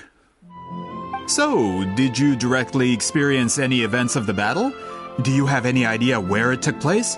Can you think of any relics we could use to prove it? Talk at me, why don't you? Fine. No, no, and no.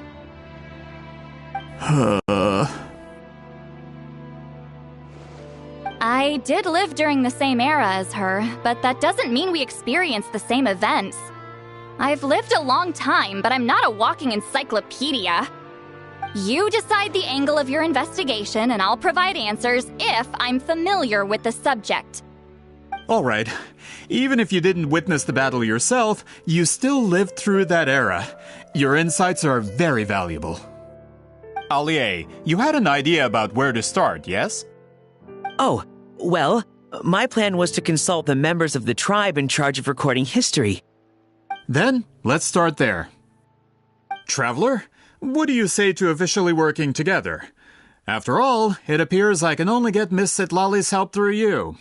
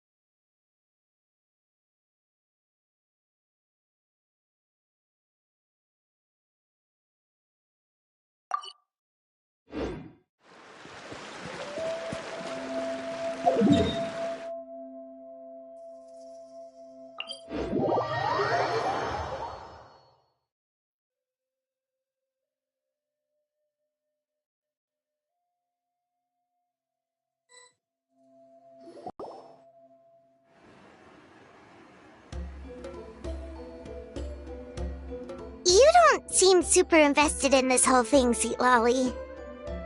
The Battle of Seven Colors is something I've only ever heard about. I know as much as anyone else in my tribe. But how? Weren't you alive when it happened? I wasn't there when it took place, and she never told me about it. That's how. But Molusan said the two of you were close friends. The battle was legendary. Why wouldn't Xitlali tell you about it? Close friends? More like arch rivals. Something Montlusan would know if he actually did his research. Did you see the graffiti outside my house? That's not my doing. All students from Xitlali's School of Shamanism must pass an extremely difficult trial before graduation, defeating me in battle. Those graffiti drawings are how they challenge me. Of course, none of them ever succeeded. So, after Xitlali's death, her students had no choice but to modify the requirement. Instead of defeating me, all they have to do now is last long enough. As my rival, Xitlali only had one achievement that surpassed my own, and that was the Battle of Seven Colors. I can only assume she had some kind of secret technique at her disposal. It makes perfect sense that she kept it from me. I'm a fast learner. Telling me about the technique is no different than handing it to me on a silver platter. As if she would give away her one advantage. Oh, that makes sense. Anyway, all of that is secondary. Like I said, I'm only here to help you fulfill your duty.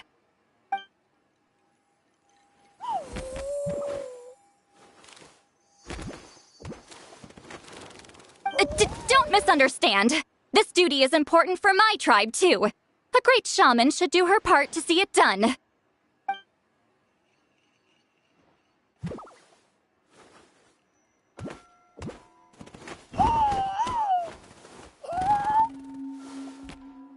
Excuse you? I fail to see what housekeeping has to do with my duty as a shaman.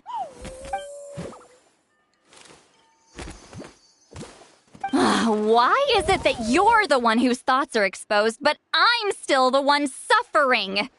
I need to get to the bottom of this. Excuse me, great shaman, but we have a situation over here. We could really use your help. Okay.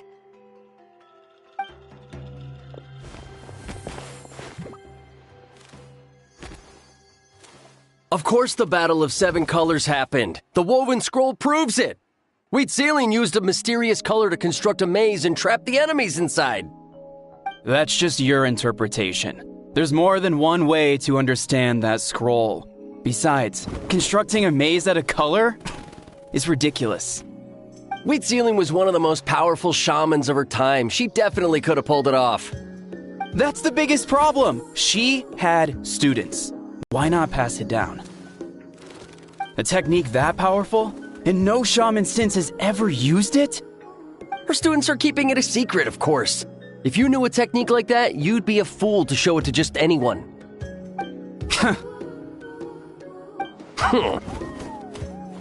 Oh, I didn't mean to cause an argument. I just wanted to ask, is there anything we can use to prove the battle took place? Of course it took place. Why would you need to prove it? You'll have to excuse him. Some people in our tribe insist on clinging to outdated views of history. I'd give up now if I were you. It only gets more ridiculous from here. Please don't fight. Wow, so the battle really is controversial. Am I the outdated one? Kids these days can't find anything better to argue about?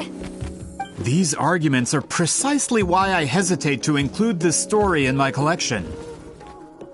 Neither side was able to offer anything useful. What should we do?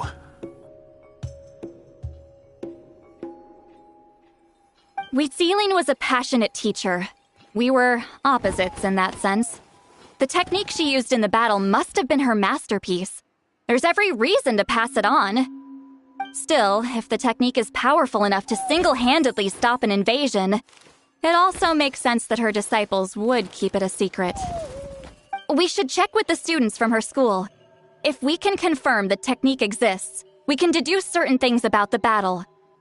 But as far as I know, most of the shamans from her school occupy high positions in the tribe. Not the type of people outsiders like us can speak to on a whim. Right. The obsidian altar is off limits to you. But, if I go... Is there a problem? Most of Xitlali's students are respected priests in the tribe. But that means they had to go through me. Or try, at least. I, of course, humiliated them from a young age. Those who hold the position now are the ones who lasted long enough before I wiped the floor with them. If I show up without warning, they'll run for dear life. That's not gonna get us any answers. Yeah, Paimon can see it now.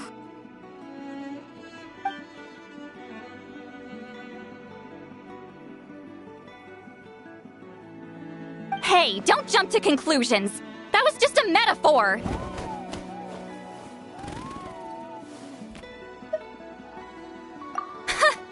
Only you have the guts to joke like that with me, Traveler. Fine, I said I'd help, so I'll help. But don't blame me if it goes wrong. Alright,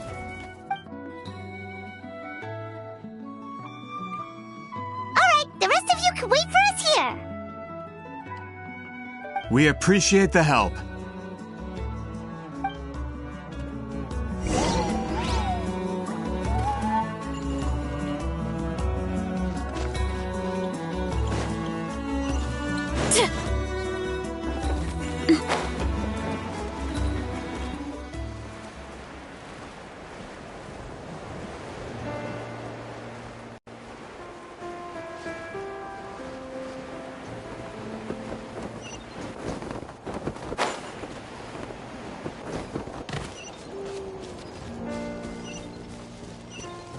Hurry up, Vrasa!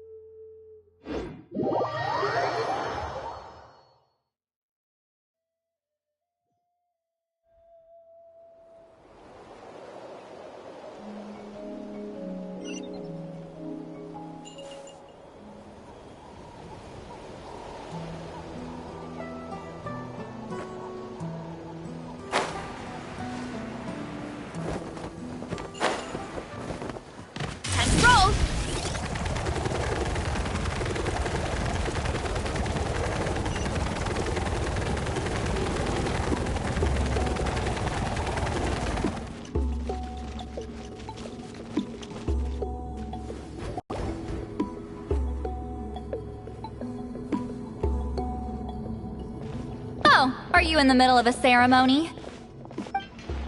Granny Xitlali?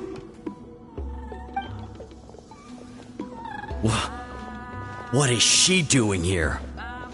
Did some coward not show up after challenging her to a fight? Or is she here to officially take over the tribe? Whoa.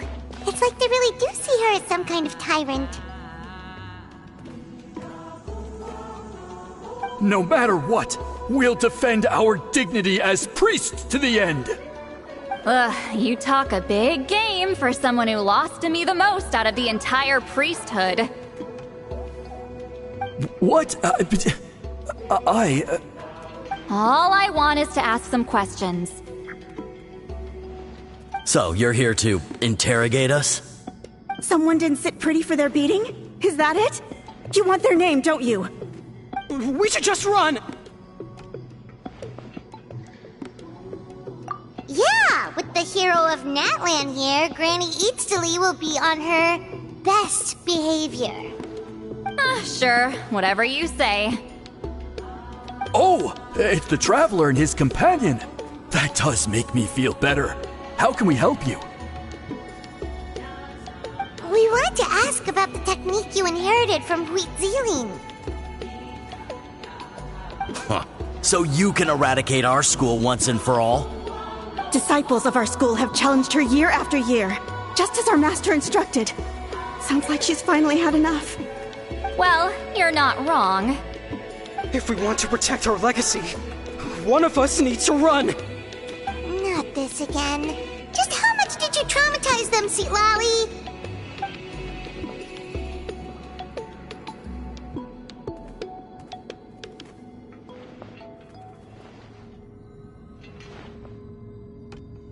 Hey! You can't just say whatever you want just because it's in your head. I'm Granny Xitlali. A mere mention of my name and kids burst into tears. Love and respect? No one has the guts for that.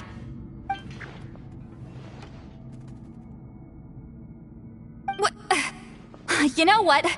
Forget about your duty. We really need to fix this mind-reading situation. Sorry to disappoint, but if you're here to question whether we're qualified to inherit our master's legacy, we're not going down without a fight. We're not getting anywhere. What should we do, Traveler? Huh? Oh, it's you. Elder Tlapo! Oh, we must have disturbed your meditation. Our deepest apologies. Please forgive us.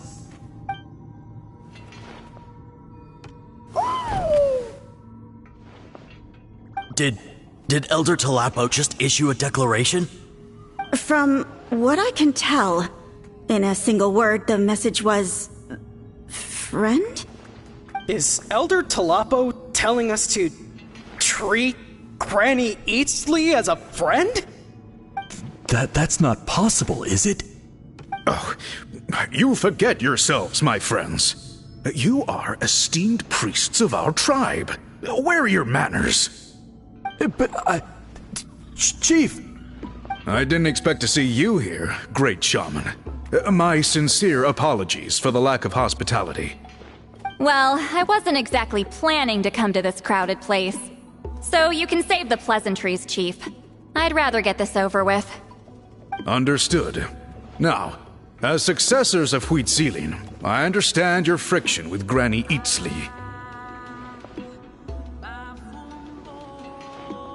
However, Elder Tlapo's declarations have always showed us the correct path. You would do well to respect his counsel. So, mind your manners and allow Granny Xitlali to ask her questions. Whew! Good thing Elder Tlapo and Chief Biram are on our side.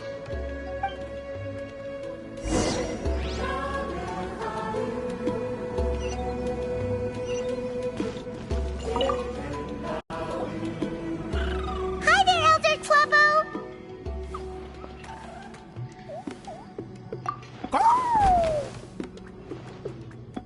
Hey, he seems pretty happy to see us. He's the one who put you in charge of the scroll, right? Yeah, Elder Tlapo appointed us to the task. Elder Tlapo, huh? He's still claw to me.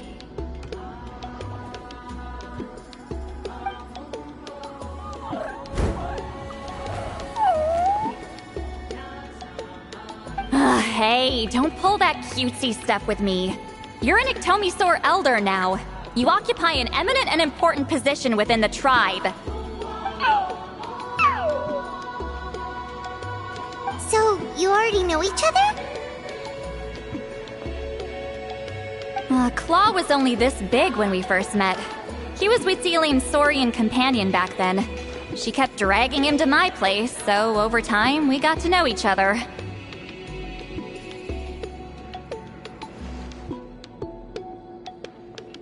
She only came to my place to fight me.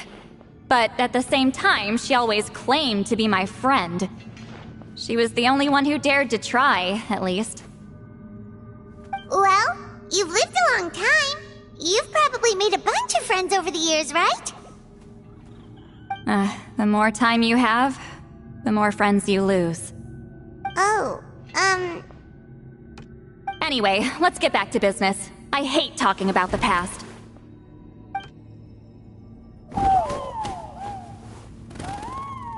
Oh, 200 years and you still haven't given up, Claw?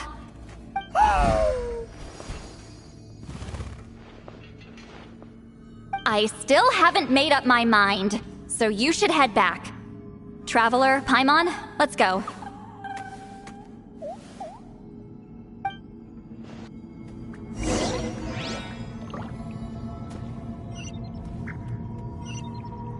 Get back on track!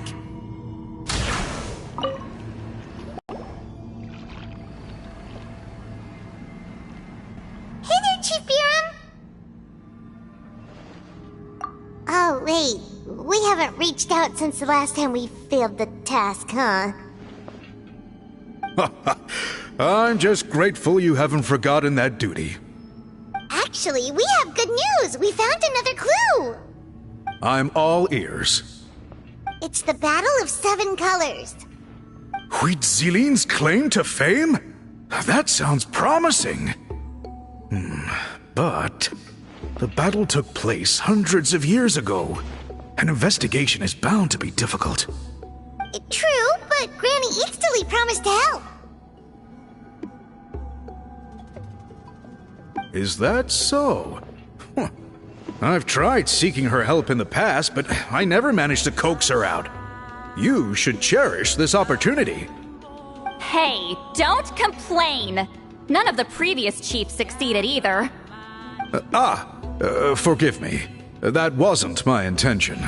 It was a comment on my own failings. Paimon said you've been trying to figure out how to weave the special scroll. It is my duty, Great Shaman. Why bother? The scrolls always end up completed on time. So what's the point of figuring it out for yourself?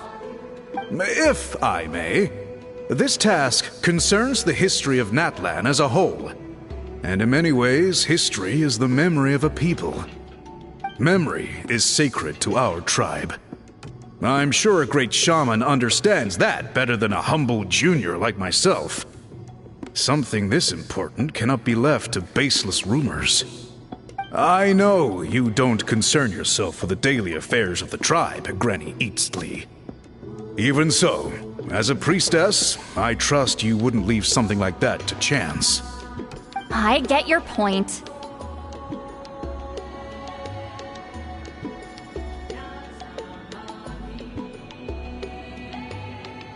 Of course, the one time I wish you could read my mind, it doesn't work.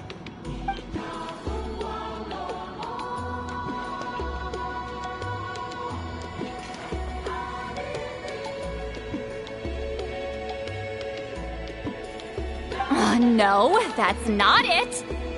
Huh? It's not important. Rest assured, Biram, with my help, the Traveler and Paimon will definitely be able to complete the task. You have my thanks, then.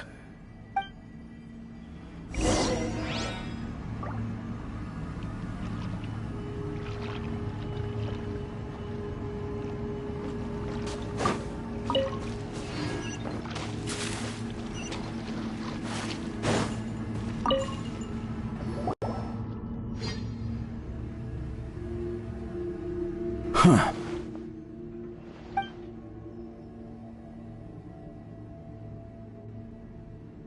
So are you here to test whether we're qualified to inherit Master Xitlali's legacy? You've already been tested, haven't you? Well, frankly speaking, I don't think any of you are qualified. But that's not why I'm here. All you need to do is be good and answer my questions. Fine. Ask away.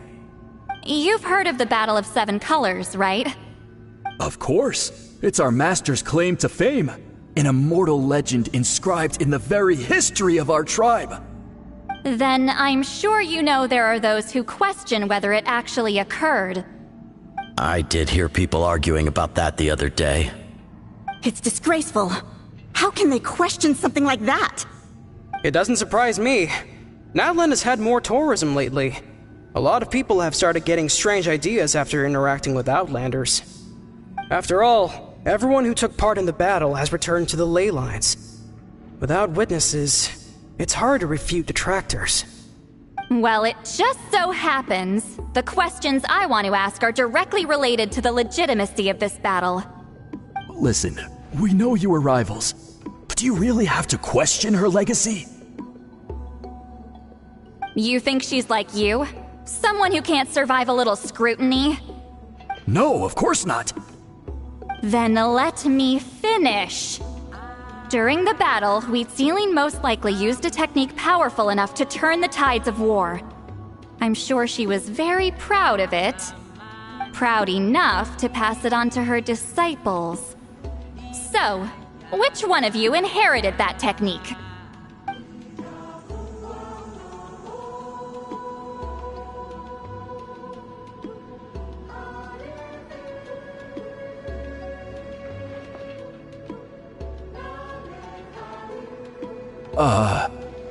I don't think any of us have heard of it.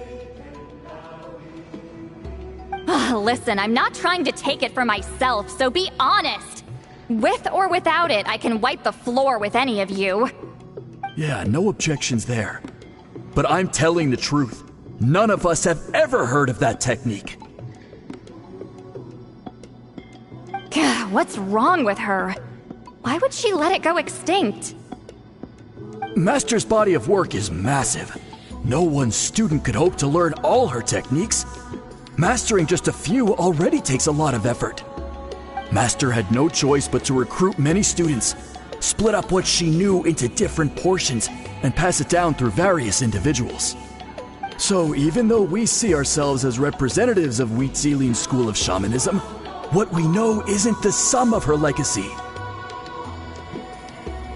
Actually, I know of a shaman family that inherited some of Master's techniques. The family fell on hard times and lost the right to the priesthood. Still could be worth a shot. But if they inherited Xitlali's secret techniques, shouldn't the family be thriving? Well, it's the only thing I can think of. All right, give me their address. I'll mark it out on your map. To be honest, I'm not optimistic about the future of this investigation. That's because the request came from you. You don't know the power of your own words, do you?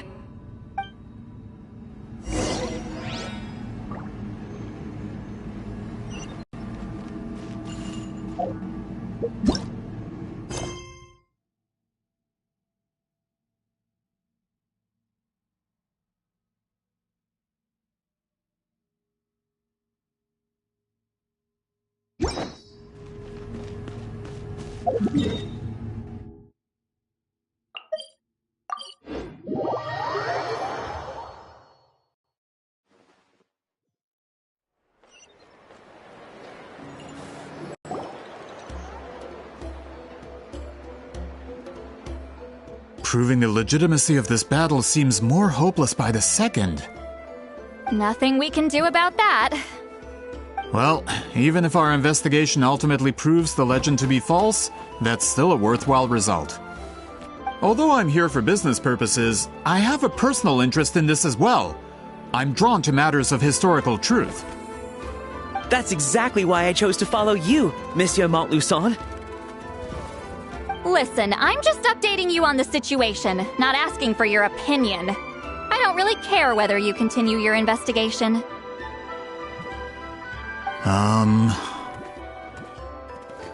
Traveler, you came to me for help with your scroll weaving duty, right? You thought looking into the Battle of Seven Colors could give you answers. That's understandable. But based on our progress, I'd say this is a dead end.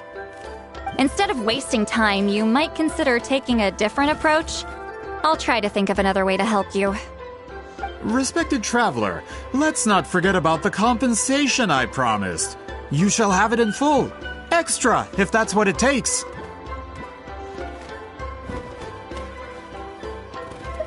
What makes you say that? Yeah, based on what you've told us so far, it kinda seems like there's unresolved tension between you two. You think so? She claimed to be your friend, but picked fights with you non-stop, and never told you about her biggest accomplishment. By figuring out the truth behind the battle, maybe we can finally help you get closure. Closure? I'd say we're 200 years too late. But fine, if you want to keep investigating, be my guest. Ah, that's wonderful news. Alright, let's go visit the shaman family.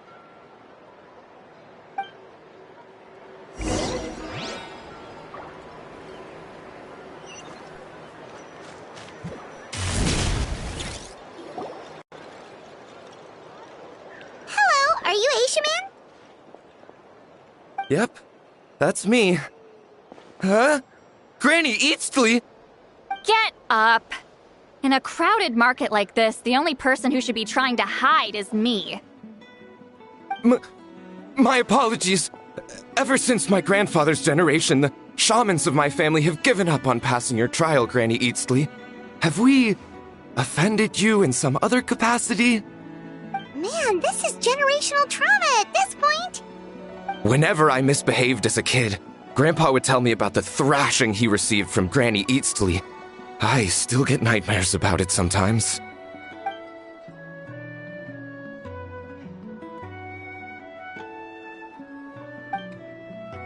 Hey, don't get any funny ideas. This was your idea, remember? Keep asking your questions. I'm going to find somewhere quiet to wait.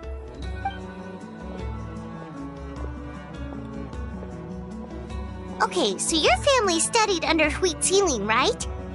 Yes, although that pretty much ended with my grandfather's generation, unfortunately. The techniques my family learned from Xitlali didn't have much practical use in terms of tribal affairs, so during my grandfather's time, we quit the priesthood. Turns out, shaman techniques aren't that useful outside the priesthood either. So over time, we abandoned them altogether. Of course, it's possible that we were just too foolish to understand the true power of those teachings. After all, Xitlali was a genius. None of her students have been able to fully reproduce her talent. Do you know which techniques were passed on to your family? I'm not sure. As a kid, I remember hearing my grandfather talk about them, but it's not like I can use them myself. Just think about it for a sec. Do you remember anything about a technique that can decide the outcome of a battle? Decide the outcome of a battle? No, I don't remember anything like that. Besides, my family wasn't really known for our talent. If a technique like that exists, I doubt Xitlali would pass it on to us. You might have better luck asking one of the priests. They're descendants of Xitlali's most gifted students. Well, looks like we're back where we started. Still no definitive evidence the Battle of Seven Colors took place. Allie, do you think we have enough to draw a conclusion? All we have are non-witness accounts. We could put together an interview, but that's not going to hold up in academic circles. Then we have to keep going. Oh, you're investigating the Battle of Seven Colors? Yeah, you know about it? Not a lot, but there's something special about my family. In addition to shaman techniques, Xitlali's stories were passed down to us as well. Say what you want about my ancestors' dedication to shamanism, but they definitely paid attention to those stories. And of course, the Battle of Seven Colors is the most exciting story of them all. We don't need another story. We need something concrete. Does no one in your tribe understand that? I'm not sure if this is helpful, but the story passed down in my family is a little different from the one told in the tribe. Really? Well, it's Xitlali's personal account of the event, so it's a lot more detailed. For example, in the version I heard, the battle took place in a location known as Chico Mostuk Cave. That means you can tell us where to find it. Have you ever been to this place? Unfortunately not. I studied maps of Natlan before we left, Monsieur Montluçon. I don't remember ever seeing such a name. Could your ancestors be mistaken, Mr. Shaman? It's unlikely. My family may have let the shamanism side of things fall by the wayside, but we're serious about these stories. In the words of my grandfather, some things deserve to be passed down more than secret arts.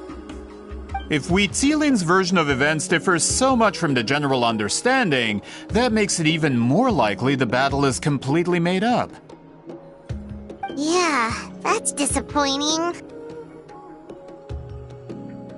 Oh, hold on. You mentioned the Chico Mostek cave?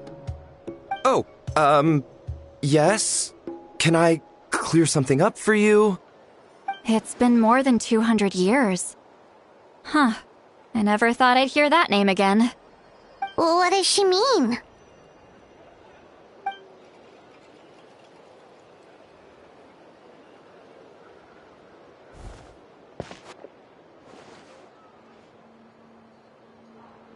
That location is now known as the Valley of Fog.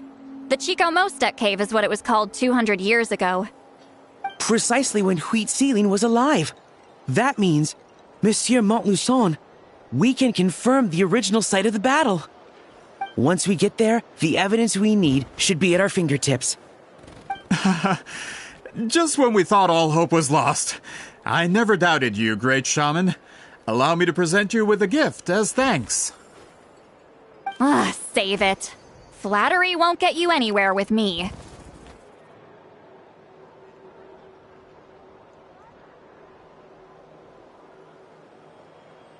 Wait, Mr. Montluçon works in publishing. You're a huge fan of light novels, right, Xitlali?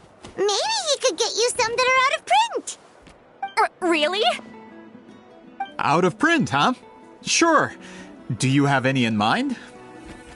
Well, if we're talking collectibles, then the first edition of Shogun Almighty reborn as Raiden with unlimited power is a must. It's the first major hit of the isekai genre. Several editions have gone to print, but copies of the first edition are exceedingly rare and valuable. I see. There's also its sister work, Pretty Please Kitsune Guji. It was Yae Publishing House's attempt at gauging the new market trends. It's opened the door to a new genre after readers grew tired of isekais. The sales speak for themselves. Actually, Yae Publishing House released a limited edition not too long ago, but it's almost impossible to get. Anyway, I'll take those two. Sorry, I'm not sure I caught all that. What were the titles again? Reborn as Kitsune Guji? These two titles are among the most successful and well-known works in the entire industry.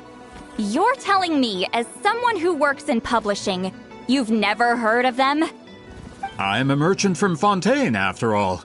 Regarding this particular genre from Inazuma, I'm afraid I lack your level of expertise. Amateur.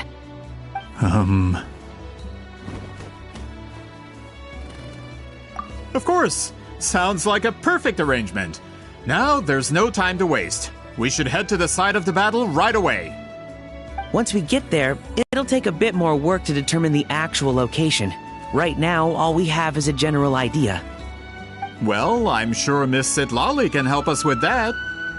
Have you even looked at the time? It's already evening, and I have important plans tonight. You expect me to work through the night? Well, what do you think, traveler?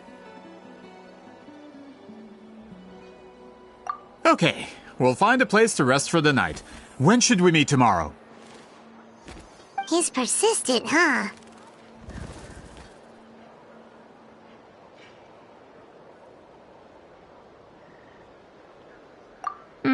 How about noon? Do we have to wait that long? Great shamans have important matters to attend to in the morning.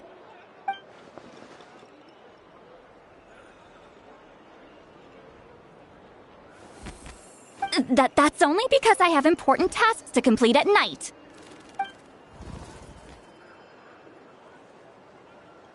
All right, as Miss Xitlali instructed. Let's meet back up tomorrow at noon. We'll be waiting at the exit of the tribal settlement.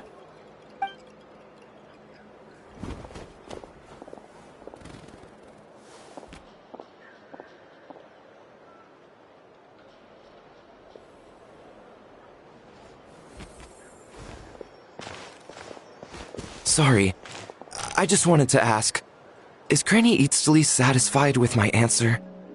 Yeah, of course. You really helped us out. Oh, good. I'm glad I didn't offend her somehow. You're really that scared of her?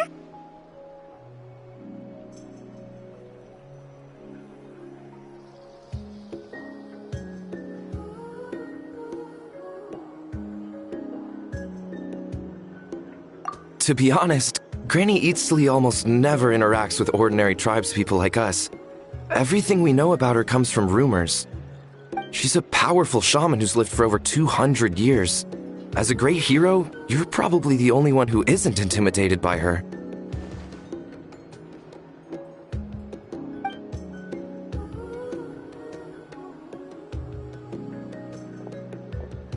Well, thanks for today, Xitlali.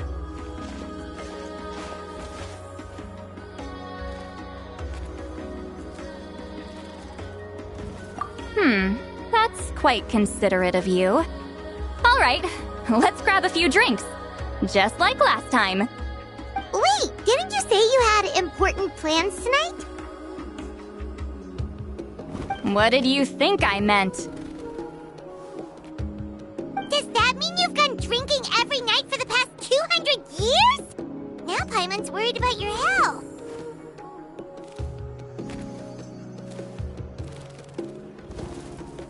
No, I've had enough socializing for one day. I know somewhere quiet. We can just buy some drinks and head over.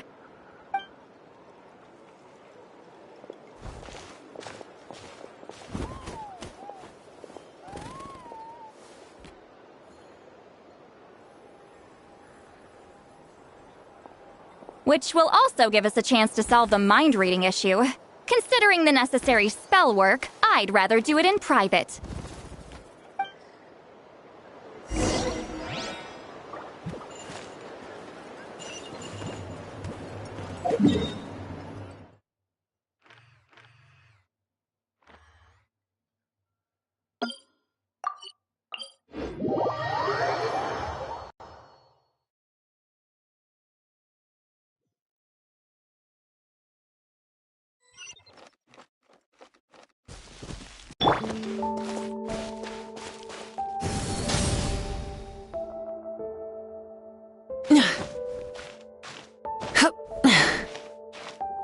Hip.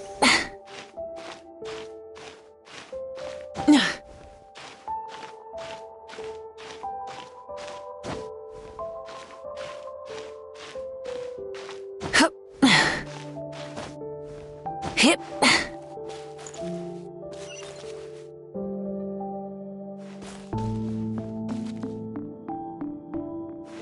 Rise with the sun! Is this the place? No, further up. Further up?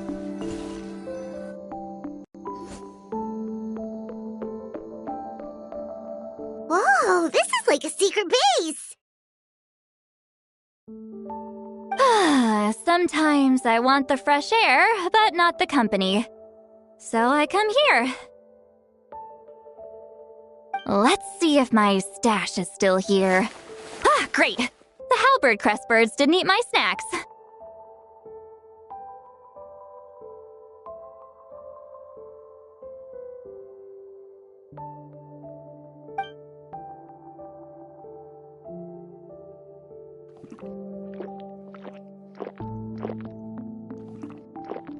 Now for the mind reading issue.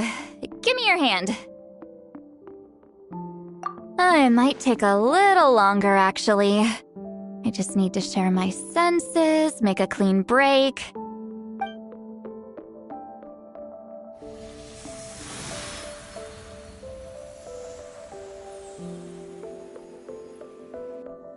And that should do it, right?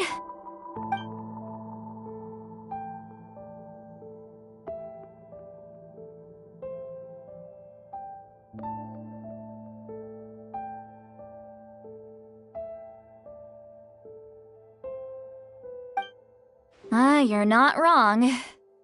Hold on! Why do I still hear you in my head? Oh, did I not separate our senses completely?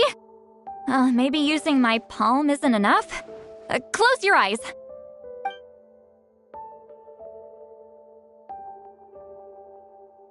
Oh, please work, please work. A great shaman should be able to handle this. Okay, what about now?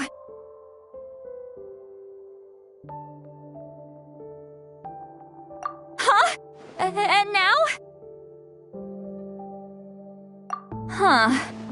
Whenever I try to remove the effect, it just flips direction and gets worse.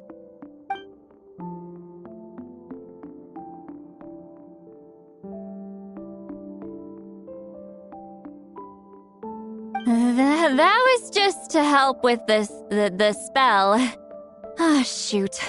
I still hear you.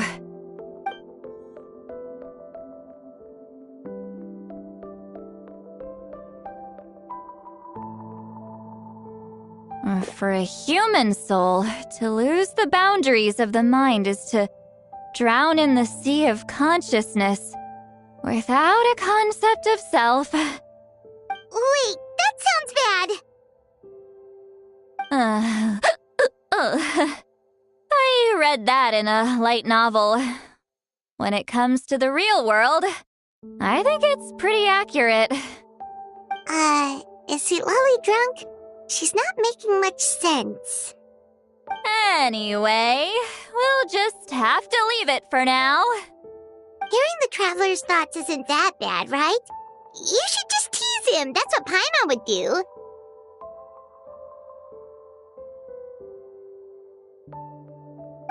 It's just... I'm not good at this. I'm not used to being close to people. Sorry, I said we could be friends, but I guess I'm not ready. I'm used to being Granny Eatsley.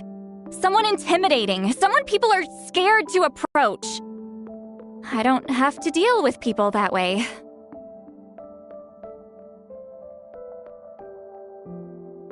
Yeah, Paimon's been wondering.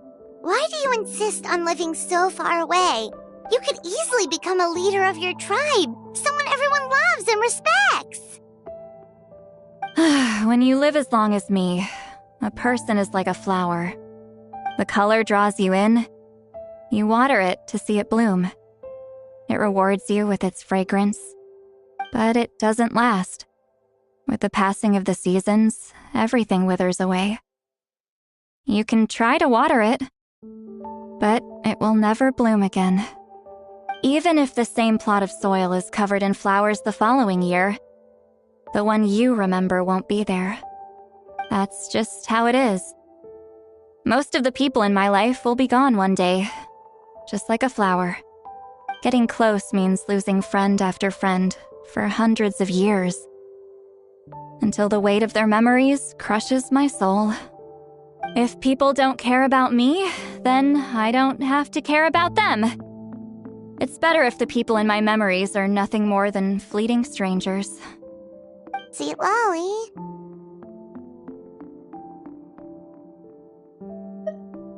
You won't live as long as me, so you don't have to worry about that.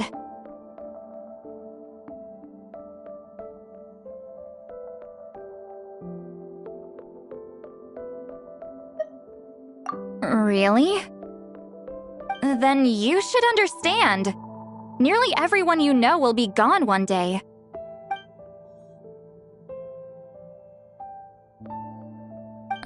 Traveler?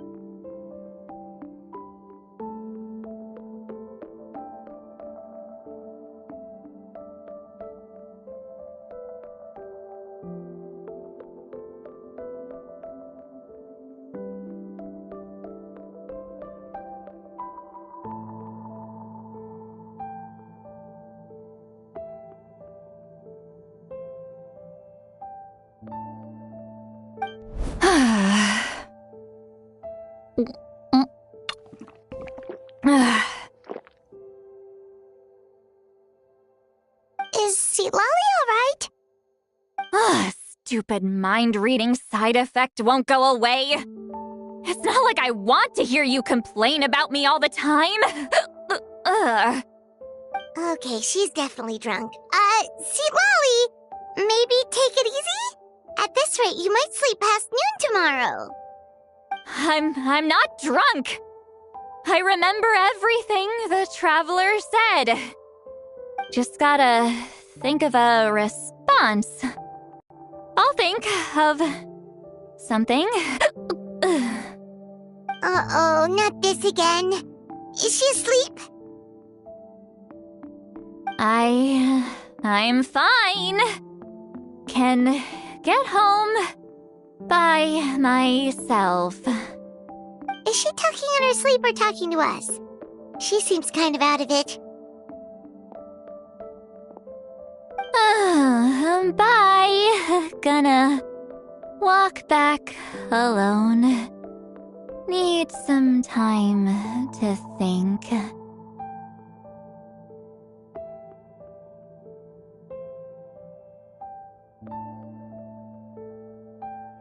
Alright.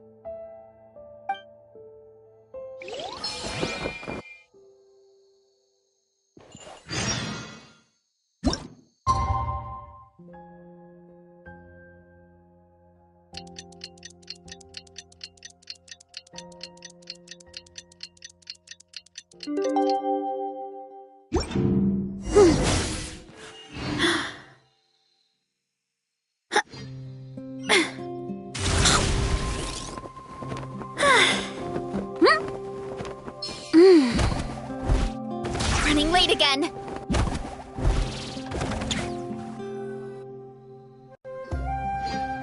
This should be the place we decided to meet yesterday. Who knows if Xitlali will show up on time? She drank so much last night, she might not even be up yet. Ahem. Xitlali! No need to sound so surprised. Drinking is just a way to pass the time. I mastered the art of moderation long ago. Last night doesn't count. It was a minor slip-up, that's all. Anyway, I gave everything a lot of thought, and I think you're right about something. The Battle of Seven Colors holds the key to a lot of the answers I've been searching for. So that's why you're here so early. Traveler, great shaman. Sorry to keep you waiting. Shall we head out?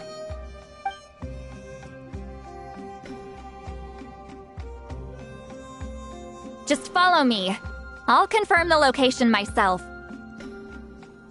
Of course.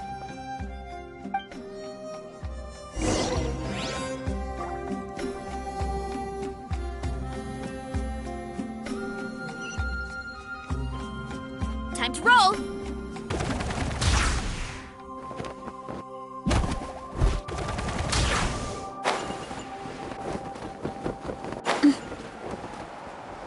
Heads up!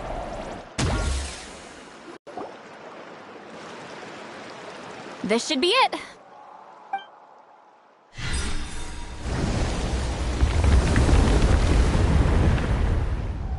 So the battlefield is inside this place. That could explain a lot of our academic questions. Don't lose focus. Once we get to the actual site of the battle, all the evidence needed for publication will be at our fingertips.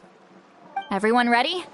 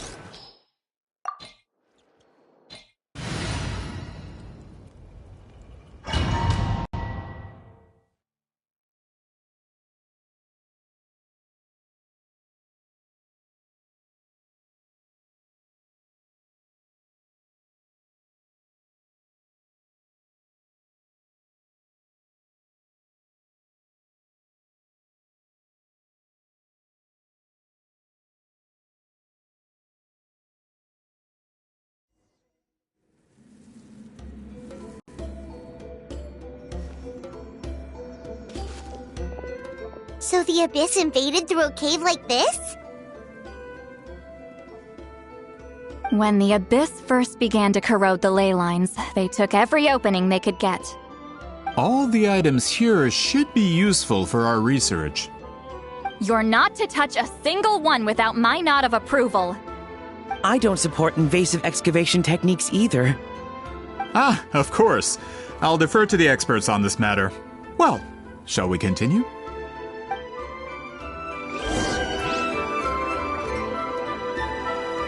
Fulfill our pact!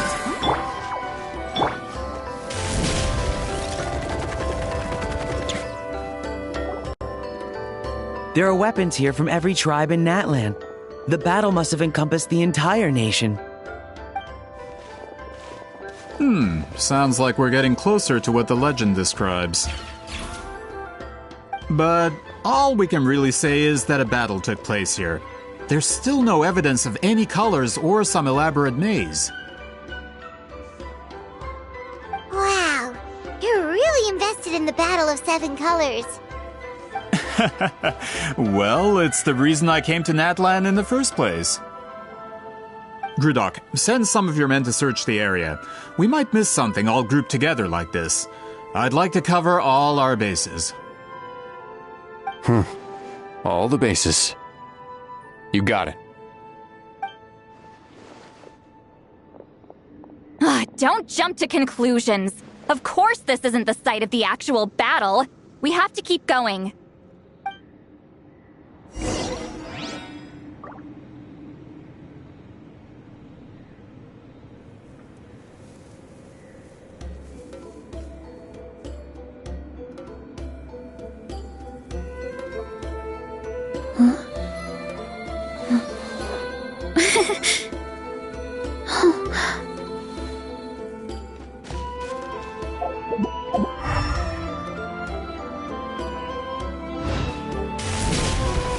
This wall is in our way! I might have an idea. Traveler, try removing that sphere.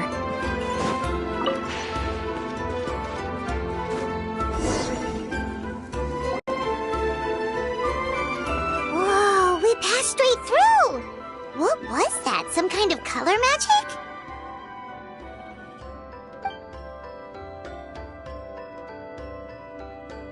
It's very close to the technique Xitlali might have used.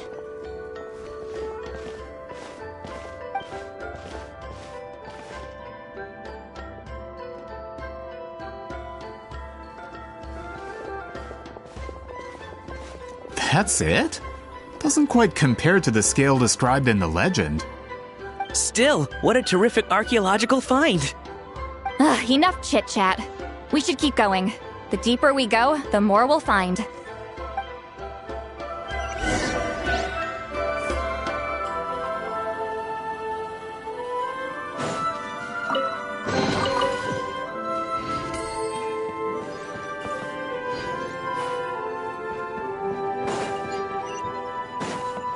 Hurry up, Grassa!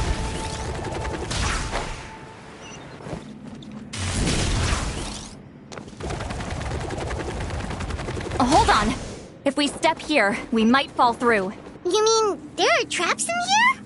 Remember how we were able to pass through the wall just now? It must have been because, on our person, we were carrying the same color as the wall. Whoa, you're right. We can keep going now.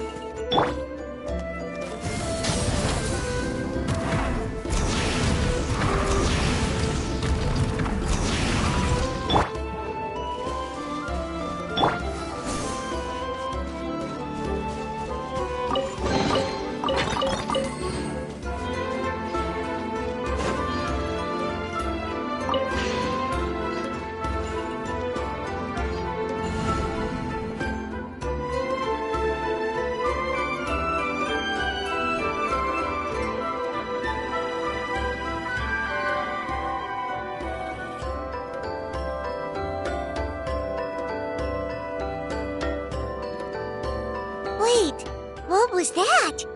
What is this place? Look! A maze made of colors. It's real. I can't believe it. Hold on. the quality of the space. This isn't reality. It's a realm of memory. Huh?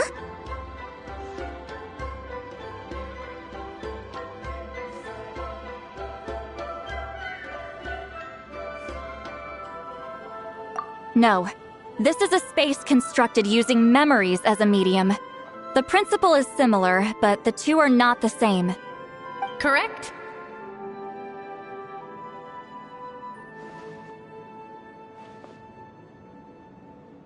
Xitlali? What? No. It's just a trace of her consciousness left behind after creating this space. Friends, this is my question to you. What is our strongest weapon against the Abyss? In my opinion, it's memory. After all, is it not after losing the capacity for memory, love, and compassion that our enemies fell to the Abyss? That is why, with our memories, we possess a power the Abyss cannot hope to match. I have discovered the perfect medium for us to wield that weapon. You know it as color. The more cherished the memory, the more vivid its color.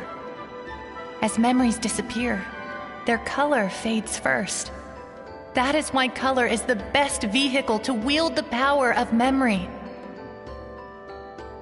Guided by vibrant colors, your capacity for memory is what will allow you to navigate this maze. Without that capacity, enemies will fail to cross the barrier in front of them and be trapped here for eternity. So, be brave, my friends, and march forward. Any ideas, Xitlali? Sounds like she left a tutorial. Not surprising. She always did have to handhold her talentless students. Follow me.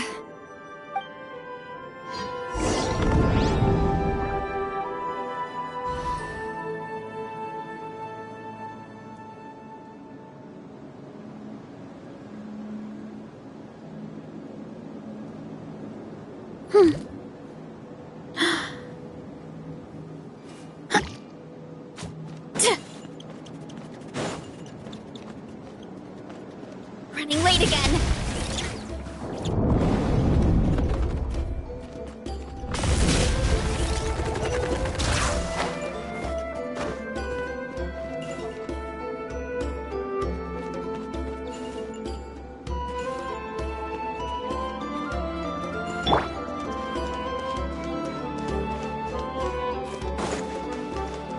Pyroclastic surge!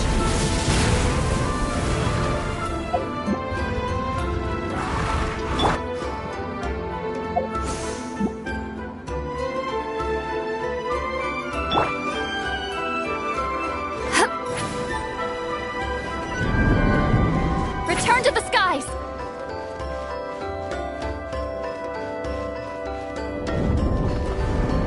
There are monsters here too? Abyss creatures. Likely trapped here for some time. Looks like a few monsters made it out of the battle all those years ago.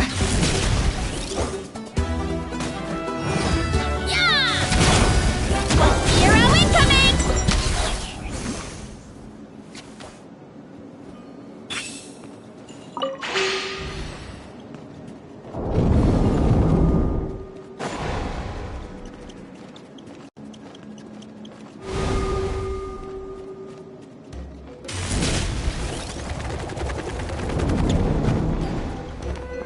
What's with these color-changing blocks? You and Xitlali fell through all of a sudden! You scared Paimon half to death! Must be one of the mechanics of the maze.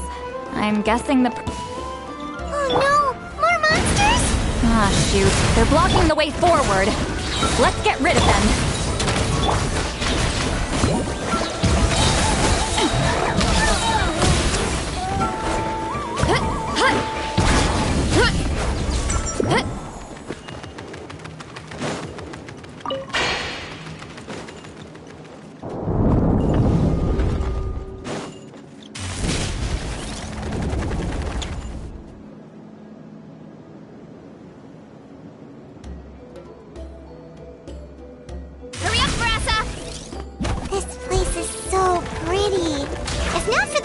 masters. Is this a bridge made of colors? Don't sound so surprised. We just need to cross and we should reach the end. Check it from here.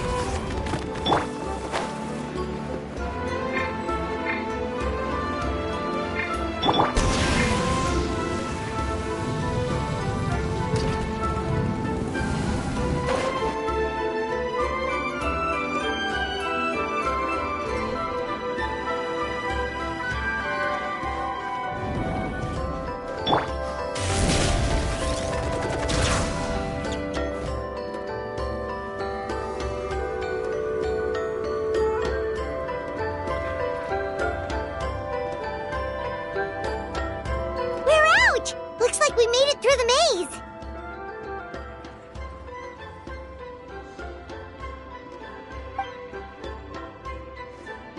Hold on. This is... Whoa, so pretty! The thing inside the sphere looks exactly like the maze! It's like a miniature blueprint made from a special dye. That color... The dye was modified using a secret technique to harness the power of memories and create mazes like the one we just witnessed. Without that power, it's just a normal dye. But the color it produces is still quite rare. I would say this is the most direct evidence that the Battle of Seven Colors actually took place. The expert has spoken!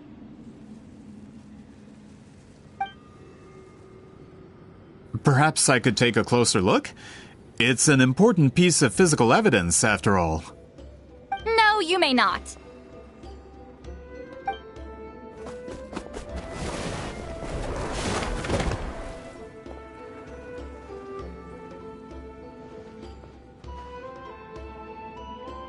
What are you doing? You noticed my signal. Not bad, Traveler. We make a good team. Huh. So, you've been watching me.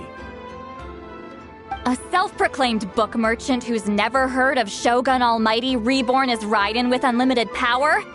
Please, that work was a commercial success across Teyvat. I knew you were fishy, but I didn't expect you to pull something like this. Monsieur Montluçon, we just need a few pictures for our research, not the artifact itself. What if it gets damaged or destroyed? Shut it! I couldn't care less about preserving this piece of trash. I would destroy it right now if I could. But then there would be no evidence to prove the battle took place. What if that was my goal all along? What? Huh. Pretending to be a book merchant, pretending to promote the history of Natlan and its heroes, was the only way to get information out of the people in this tribe. But, make no mistake, I'm no lowly merchant. I am the future owner of the largest printing company in all of Teyvat. But the dye in that sphere ruined all my plans before they could even get off the ground. We've received a report that your advertisement in the paper makes false claims. Fontaine Law demands it be taken down immediately. False claims? The dye I advertised is an unprecedented innovation. It produces colors of unmatched radiance. Unfortunately, its qualities are neither unprecedented nor unmatched. According to the lady who made the report, she saw a woven scroll in Natlan made with a similar dye. Even more miraculous, that substance dates back hundreds of years.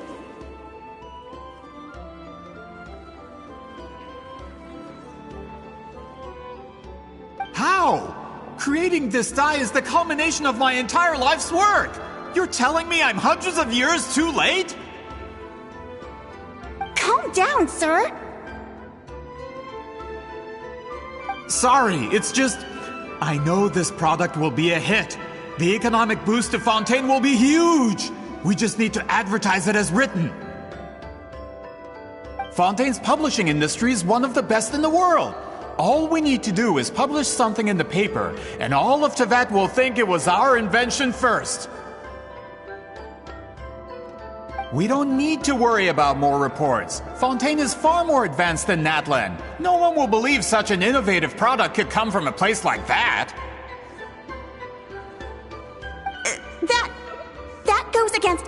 contains advertisement regulations. We can't do that.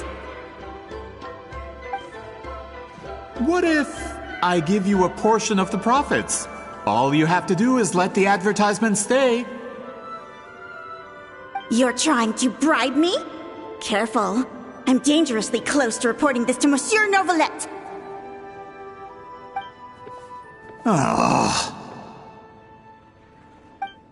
I knew if I was just allowed to market my product, it would be a hit. A bestseller, even. I would be a giant in the printing industry. But now, no one will see it as anything more than a poor imitation marketed centuries too late. No matter how good the product actually is, not a single one will sell.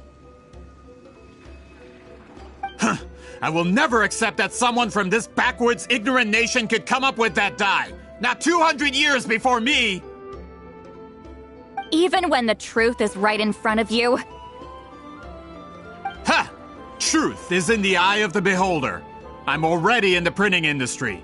I can go into publishing, no problem. All I have to do is destroy this sphere, write a detailed report about my findings, and publish it around the world. Then, the so-called truth becomes your word against mine. Once my report is accepted as fact, no one can accuse me of making false claims. That's awful. What happened to restoring the truth of history? That plan hasn't changed. I will continue to spread my truth for all of Teyvat to see.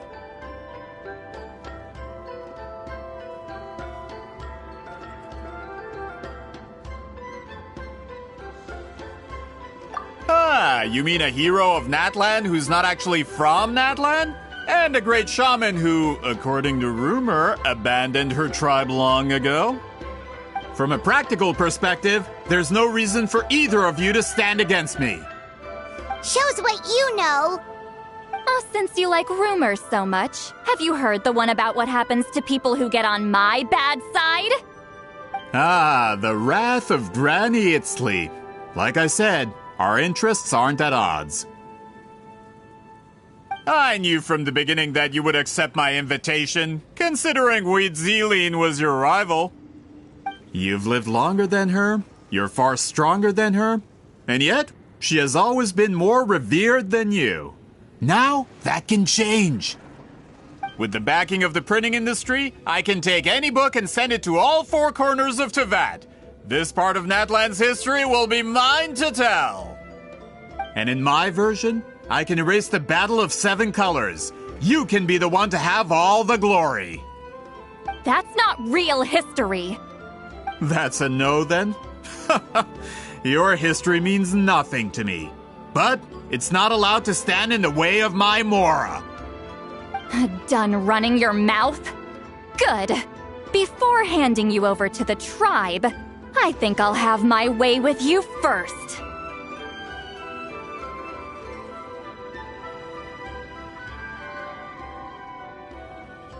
If this comes to a fight, per my contract, you're gonna have to go through me.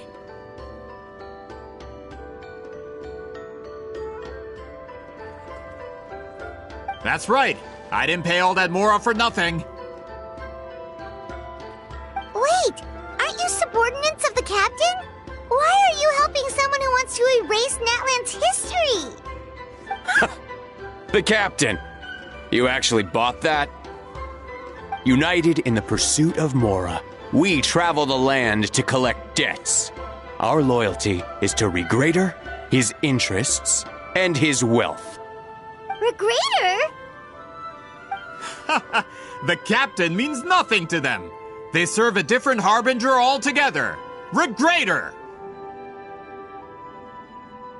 This man has the potential to become a giant in the printing industry and disrupt Fontaine's economic system. This aligns with Recuerda's interests. It's all been a lie from the very beginning!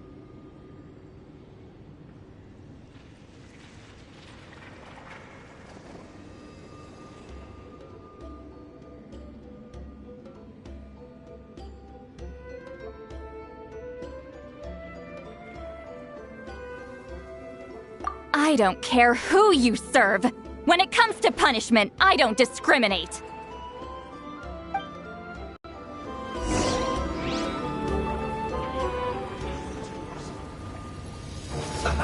Let's move. Stop it! Headbutt! Pyroclastic surge! Full throttle! Coach will take it from here. Hi! Yeah! Running late again. Hero incoming!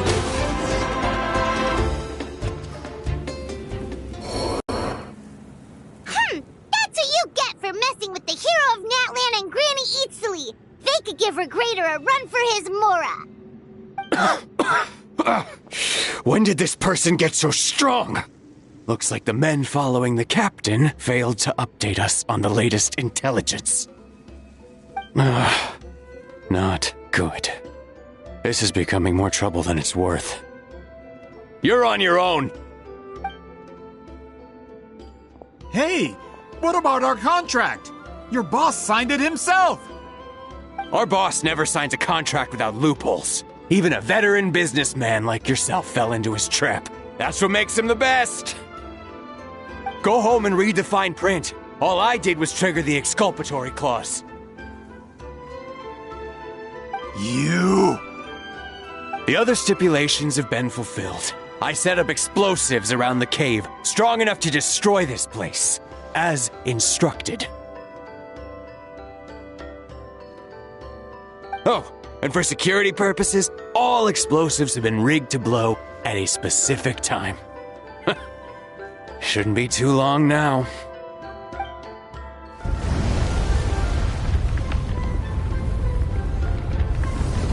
What? This whole place is gonna collapse? You were supposed to wait until I made it out! Are you trying to kill me? That depends on how fast you can run. I'm off. Oh!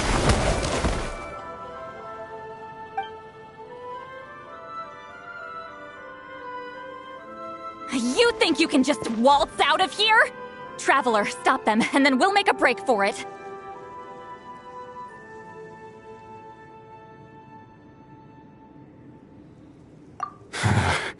If I'm caught, I implicate my boss. Time for the backup plan. Wait, don't!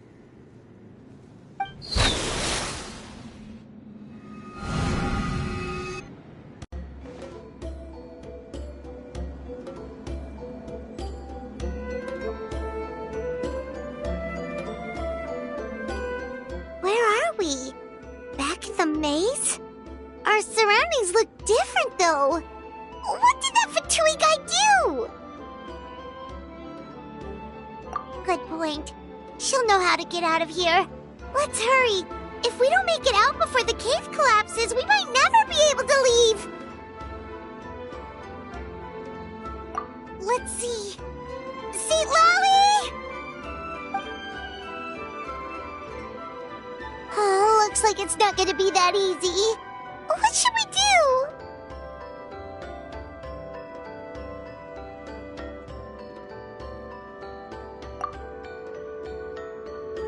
The special color? The one you saw in that woven scroll? Why would it appear around here? You're right. Lead the way, traveler.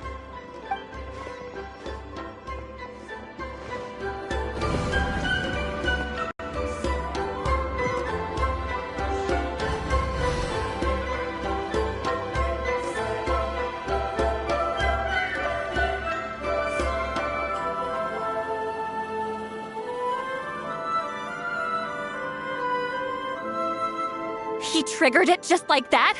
If the technique isn't activated correctly... Instead of a realm of memory, the subjects in question will be trapped in a temporary space like this. If you cannot escape in time, it's mutually assured destruction. But I can't fault someone for using it as a last resort. I knew it! Someone of your skill wouldn't leave behind memory fragments just to parrot instructions. You must have the capacity for conscious thought. I appreciate the compliment. It's been a long time, my friend. This is no time for a reunion! The cave outside is about to collapse. I know time flows differently in this place, but that still doesn't leave us much time. Can you help me get out? You misunderstand, Xitlali. I'm nothing more than a fragment of memory. There's not much I can do. What do you mean? This space can be manipulated, right? The exit of your maze. I remember its structure. If I create an exit here, I can leave. You just need to tell me how to manipulate this space. The maze you saw earlier was constructed using the memories of many warriors of Natlan. When people leave deep impressions on each other, their memories form connections. These connections are particularly strong between comrades in arms. That is how I created my maze. The connections between the memories were my needle and thread, and the special color was my fabric. But if that color is crudely combined with an isolated memory, one without connections, you get a place like this. This space is a combination of my color and your memories. There is no way to alter or construct anything within it, because there are no connections at your disposal. Over 200 years, and not a single lasting connection. This is my punishment, huh? Well, at the very least, you have a connection to me. Otherwise, I wouldn't be able to appear in this space. That's only because you never gave me a moment's peace. Still, it's a shame you're not around. You said it yourself. A memory fragment can't be used to create the connections I need. Xitlali. But now that I have the chance to talk to you again, I need you to give me an answer. Your special technique. You didn't pass it on to your students. You passed it on to the rival you could never beat. Me. What I want to know is, why? So you figured it out. After what I saw in the maze and everything you just told me, I'm certain the technique at the center of all this is the same one you taught me all those years ago. But you never brought up the fact that you used it to win a battle. From your description, it might as well have been a simple color trick. I'm getting the feeling you always meant for me to come here. But if this is a foreshadowed event, I'm not happy with the narrative setup. Xitlali, ever since you learned that technique, you've been able to see a special color, haven't you? You mean... That color is the core of the technique. But it isn't my invention. It's something I discovered in the work of our ancestors. More specifically, you could call it the color of memories. In truth, passing on the technique is a process of using that color to tint another person's memories. Yes, the technique has the power to decide victory. But in my opinion, the capacity to add color to someone's memories is where the true value lies. You are fated to live a far longer life than me, Xitlali. I couldn't bear the thought of all those years existing as a blank canvas in your memory. So I wanted to leave a little color behind. Your color, you mean? One day, you too will want to leave behind your color in someone else's memory. When that day comes, you will understand my decision. I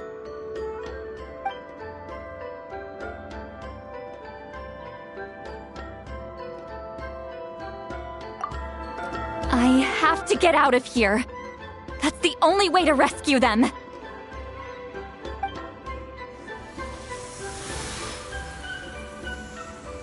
Xitlali, what are you...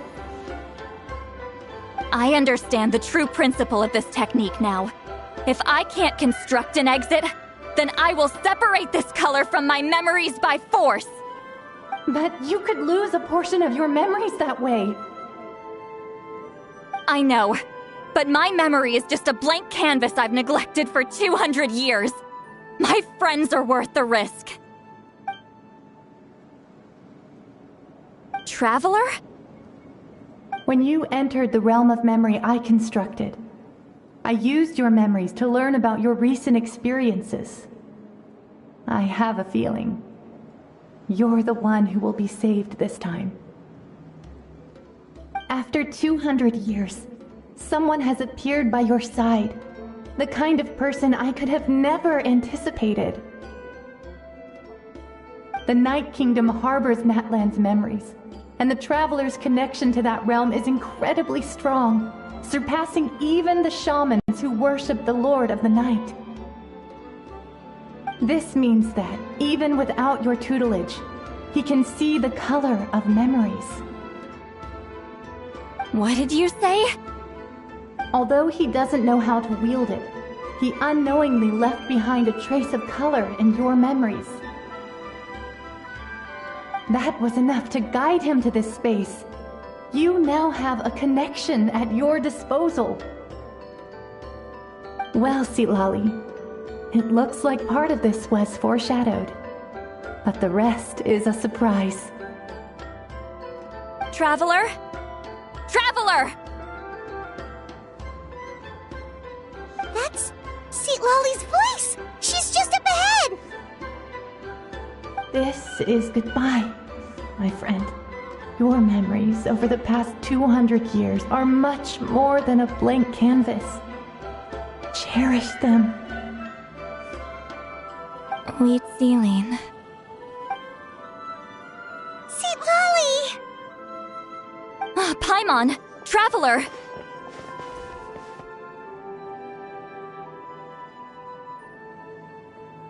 Hold my hand.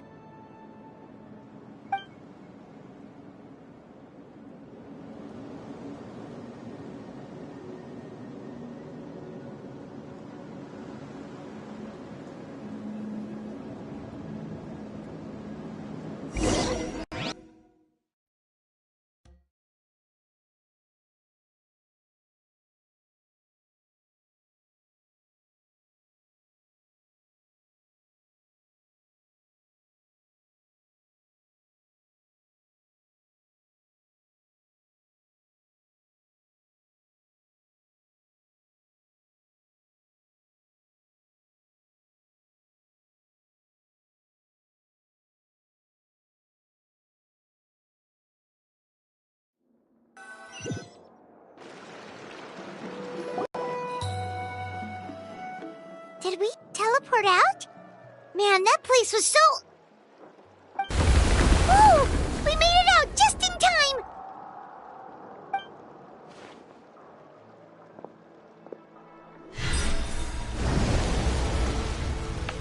Wonder what happened to the Fatui guy and the others. He was most likely trapped inside that space, just like us. The external structures supporting that space would have collapsed with the ruin. Unless he managed to escape, he would have been crushed.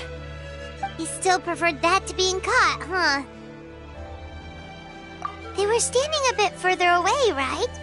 They probably weren't pulled into the space. Maybe they already made a run for it. Hello? It's one of Malu Son's employees! Quick, restrain him! Oh, I can explain. I had no idea Malu-san was such a terrible person.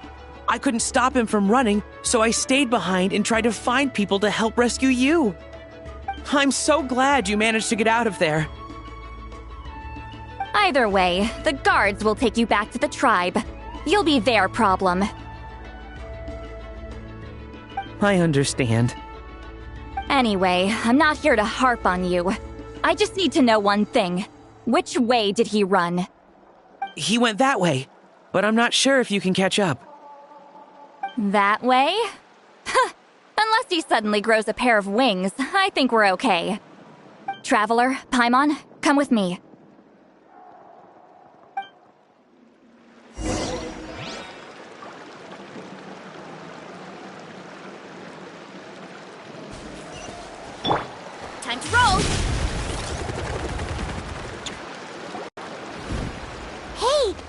Elder Tlapo and a group of Ictomisaurs! They caught Molusol!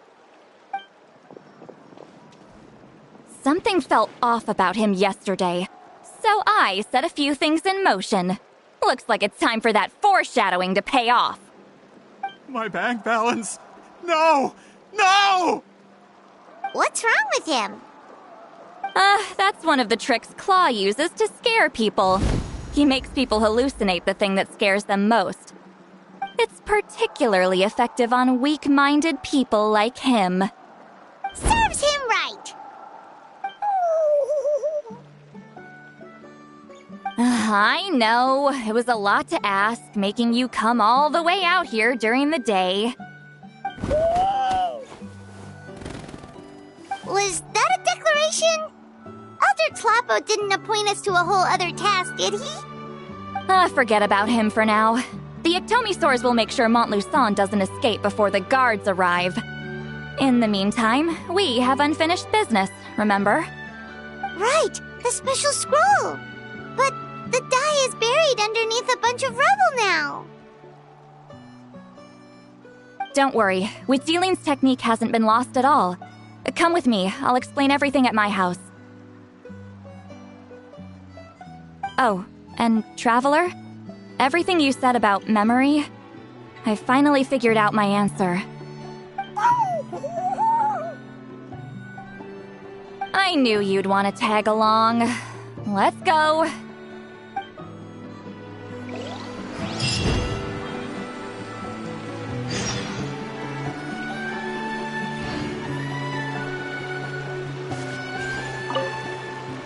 My bank balance.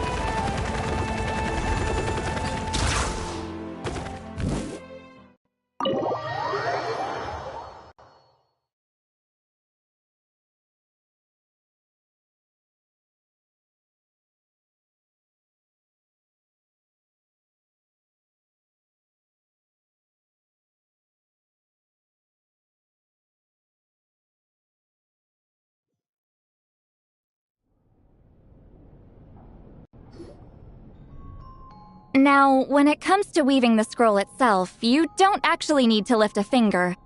But if we're going to pass on Huitzilin's technique, your participation is critical. What are you saying, Xitlali? Follow me.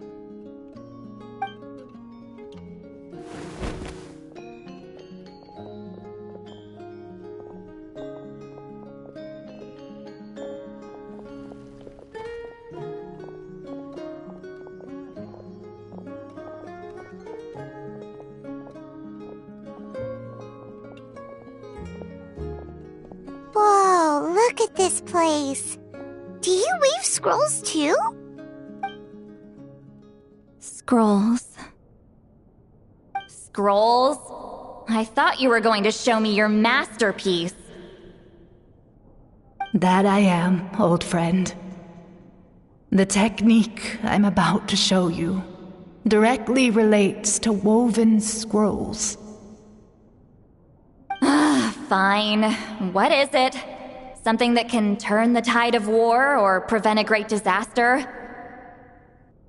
You probably want to challenge me, right?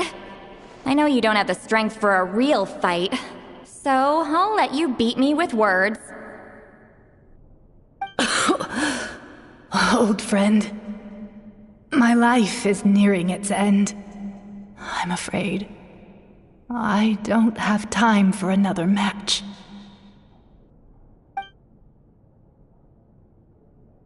Hey, Don't worry. I trust in the belief of our tribe that death is not the end, but the beginning of a new existence in the Night Kingdom, where everything is made of memories. So, do you know why our ancestors insisted on using colorful, woven scrolls to record our history? Because history is the memory of a people. We give our scrolls an orange hue, so the dead can still feel the warmth of the setting sun. We decorate them with kernels of grain fruit, so the dead can still enjoy the abundance of our harvests. I know that, but something this important? Why entrust it to me and not one of your students? As your friend, I admit, I'm being a bit selfish. I don't have long, Xitlali. Oh, I'm not sure I can truly explain my decision. But I know you will understand one day. For now, will you accept my final request? Just this once. I understand now, Xitlali. Just like you said I would. Claw, help me move this outside. I'm going to color it.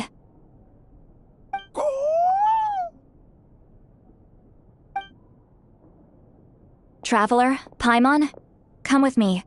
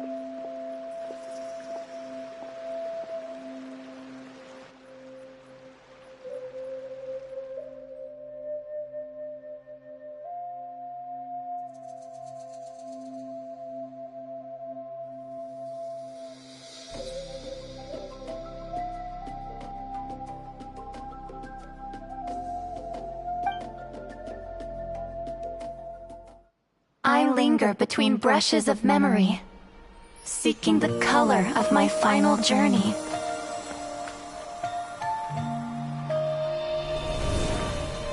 When I get there, may there be feathers to paint the sky, shades of rose.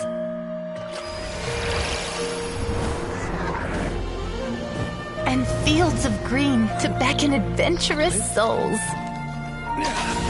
And azure oceans with which to sail into the unknown. And volcanoes too, where, despite the danger, hidden treasure waits to be found. And graffiti art, of course. Without that color, just imagine the dullness of night. Anything else? In the end, I hope everyone remembers my color too.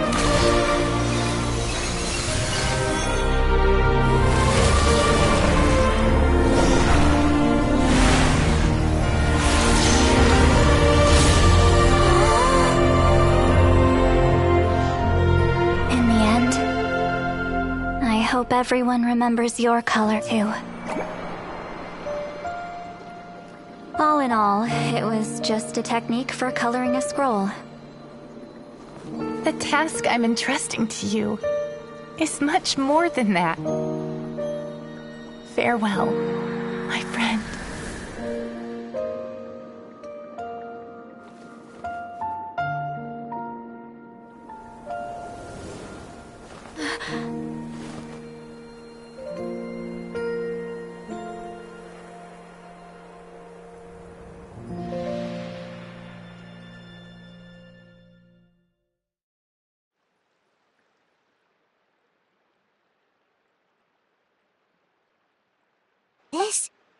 This is the special scroll. How did you know how to weave it, Xitlali? Hold on! You've lived for more than 200 years. You know how to weave the special scroll. That must mean... you're the one behind the gifts from the spirits! Oh, well, it's not like I wanted to interact with the appointed. So whenever I delivered the scroll, I used illusions to confuse them. The fact that it turned into some kind of divine intervention is because no one was skilled enough to see through my tricks. You've carried the duty alone for all these years? Even if you don't like interacting with people, why not teach someone else how to do it? Traveler, you can see the special color, right? The essence of that color is memory. That means completing the special scroll is a process of searching for color within your memories. Passing the technique on to someone means sharing your memories with them. You need to leave traces of your color in their memory, and they must do the same. Even though I only confirmed that today, I've had suspicions for a long time. And, well, ever since Sweet Celine died, I haven't wanted to form that kind of connection with people. Oh, yeah. It was her final wish, so I kind of resigned myself to taking on the burden forever. After all, I have all the time in the world.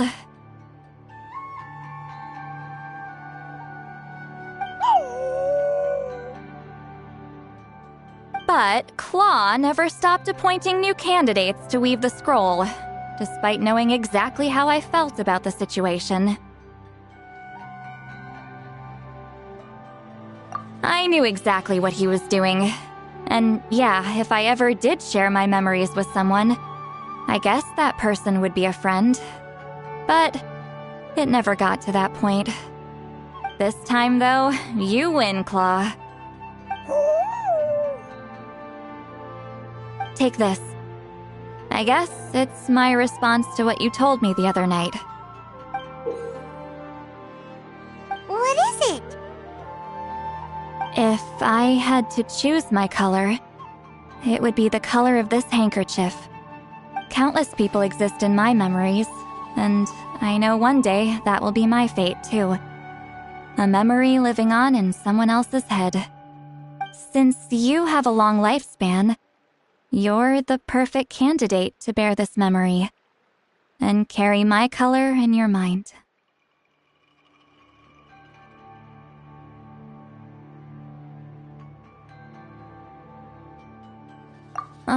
Just keep it safe. And you better not forget my color when I'm gone. Whoa. It's a little early to talk about death, don't you think? It's only been a few seconds since we made the friendship official. Isn't that what friends are for? Okay, this is a serious commitment. Well, Xitlali, if the Traveler's going to leave their color in your mind too, it'll probably be gold, right? Actually, their mark is already there. Remember the mind-reading effect I couldn't fix? Well, I finally got to the bottom of it. Sharing senses allows communication to occur between the consciousness of different people. Naturally, memories are also involved in that process. Although I didn't know it at the time, we both have the ability to see the color of memory, which means that when I shared my senses with you, a connection was created between our memories. And that connection is what caused my original spell to go haywire. So, you can hear the traveler's thoughts because you left traces of color in each other's memories? And that's why the traveler could hear your thoughts too, because it works both ways, right? Quick thinking, but only those trained in the mystic arts can maintain that level of connection. That's why I can still hear the traveler's thoughts, but not the other way around. There's no need to worry, though. Now that I've figured out how it works, I'll get rid of it in no time. Oh. I lied. Hearing each other's thoughts actually depends on the strength of the connection between our memories. So, after everything we just went through, I bet you can hear me again. I knew it.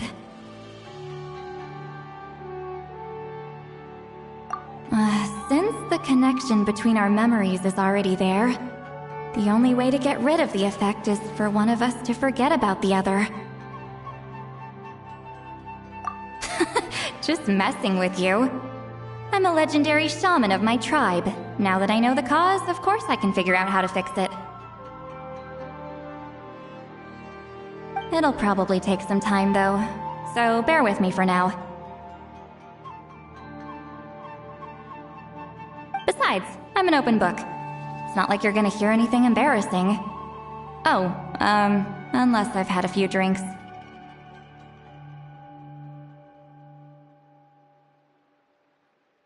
A shame? I mean, if you ever miss this whole telepathy mess, I could always share my senses with you again. No promises, though. Some thoughts are better kept to yourself. Huh?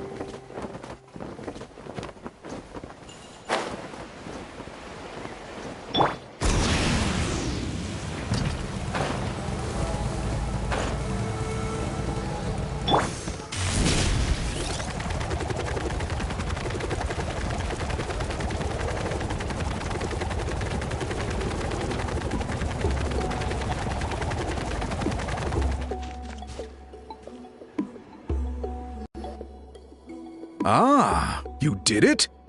Your investigation into the Battle of Seven Colors must have been fruitful indeed. I do hope you share what you learned. Wow! The scroll is finished already! Elder Talapo's wisdom is never wrong. Yeah, we should explain. Take it away, traveler!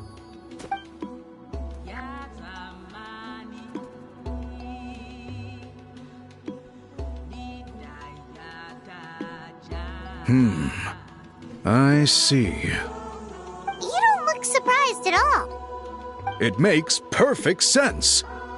History is the memory of a people. If we want to depict it, A die derived from people's memories is, of course, the best choice. Now, it's just a matter of preserving this secret technique. From your description, it sounds like learning the technique requires the previous holder to share their memories. Well, yeah. In that case, I must work with our priests to reinvent the technique based on the principles you described. After all, memories are precious things, meant to be shared with those closest to us. I cannot take that choice away from you, traveler. You completed your task admirably. Finding a way to carry on that legacy is now our duty. All right, we'll leave that to you. And please pass along my thanks to Granny Xitlali. We interrogated the Fontanian merchant she apprehended, and it turns out he's the reason some among our tribe started to question our history. He hired people to spread misinformation about the Battle of Seven Colors. The recent friction within the tribe is entirely his doing. We now have a record of his crimes, and will begin working with Fontaine authorities in a few days. So he was behind the controversy in the first place. Guess it's easier to investigate when people are already questioning something. Anyway, that clears it up. People don't just question their history out of nowhere. Until we meet again.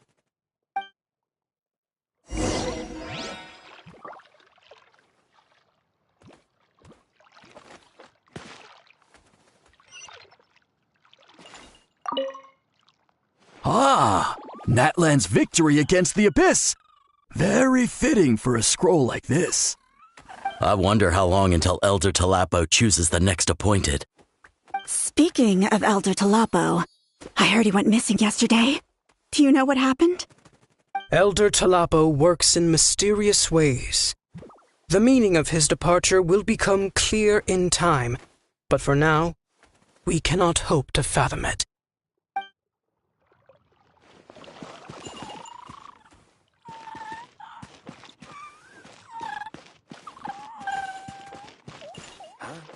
Did someone call me just now? What?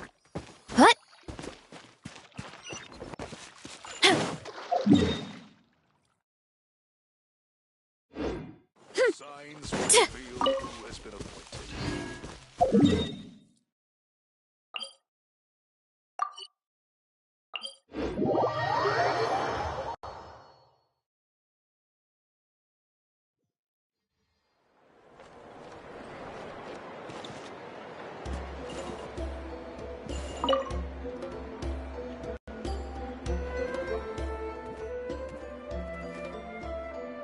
Yep, we left out the part about your contribution, but it kinda seemed like Chief Biram saw through us.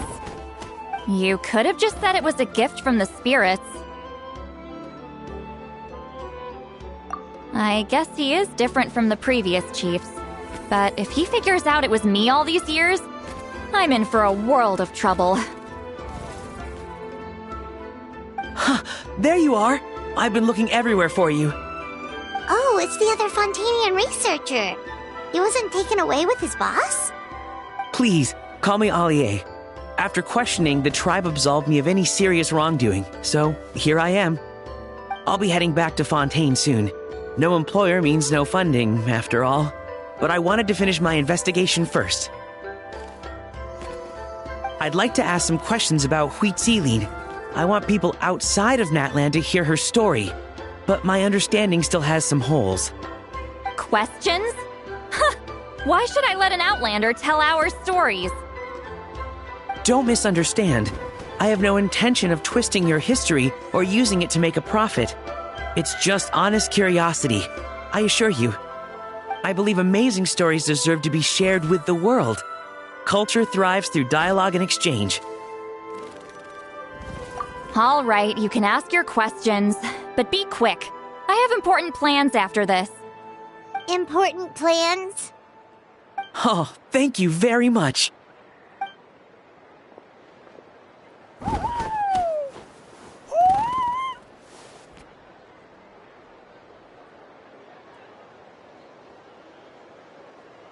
Another day, another drained social battery. Hold on. You owe me a pair of books. Oh, that! When it comes to light novels, your memory is like a steel trap, huh?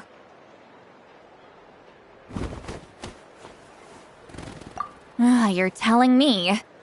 Yeah, it's not gonna be easy. You might need to go to Yai Publishing House in person. But I don't need them right away. Just don't forget, okay? Of course! We'll get them sent to you as soon as we can! Sent to me? Nuh-uh. I don't want a stranger knocking on my door when I'm hungover. Here, just take this.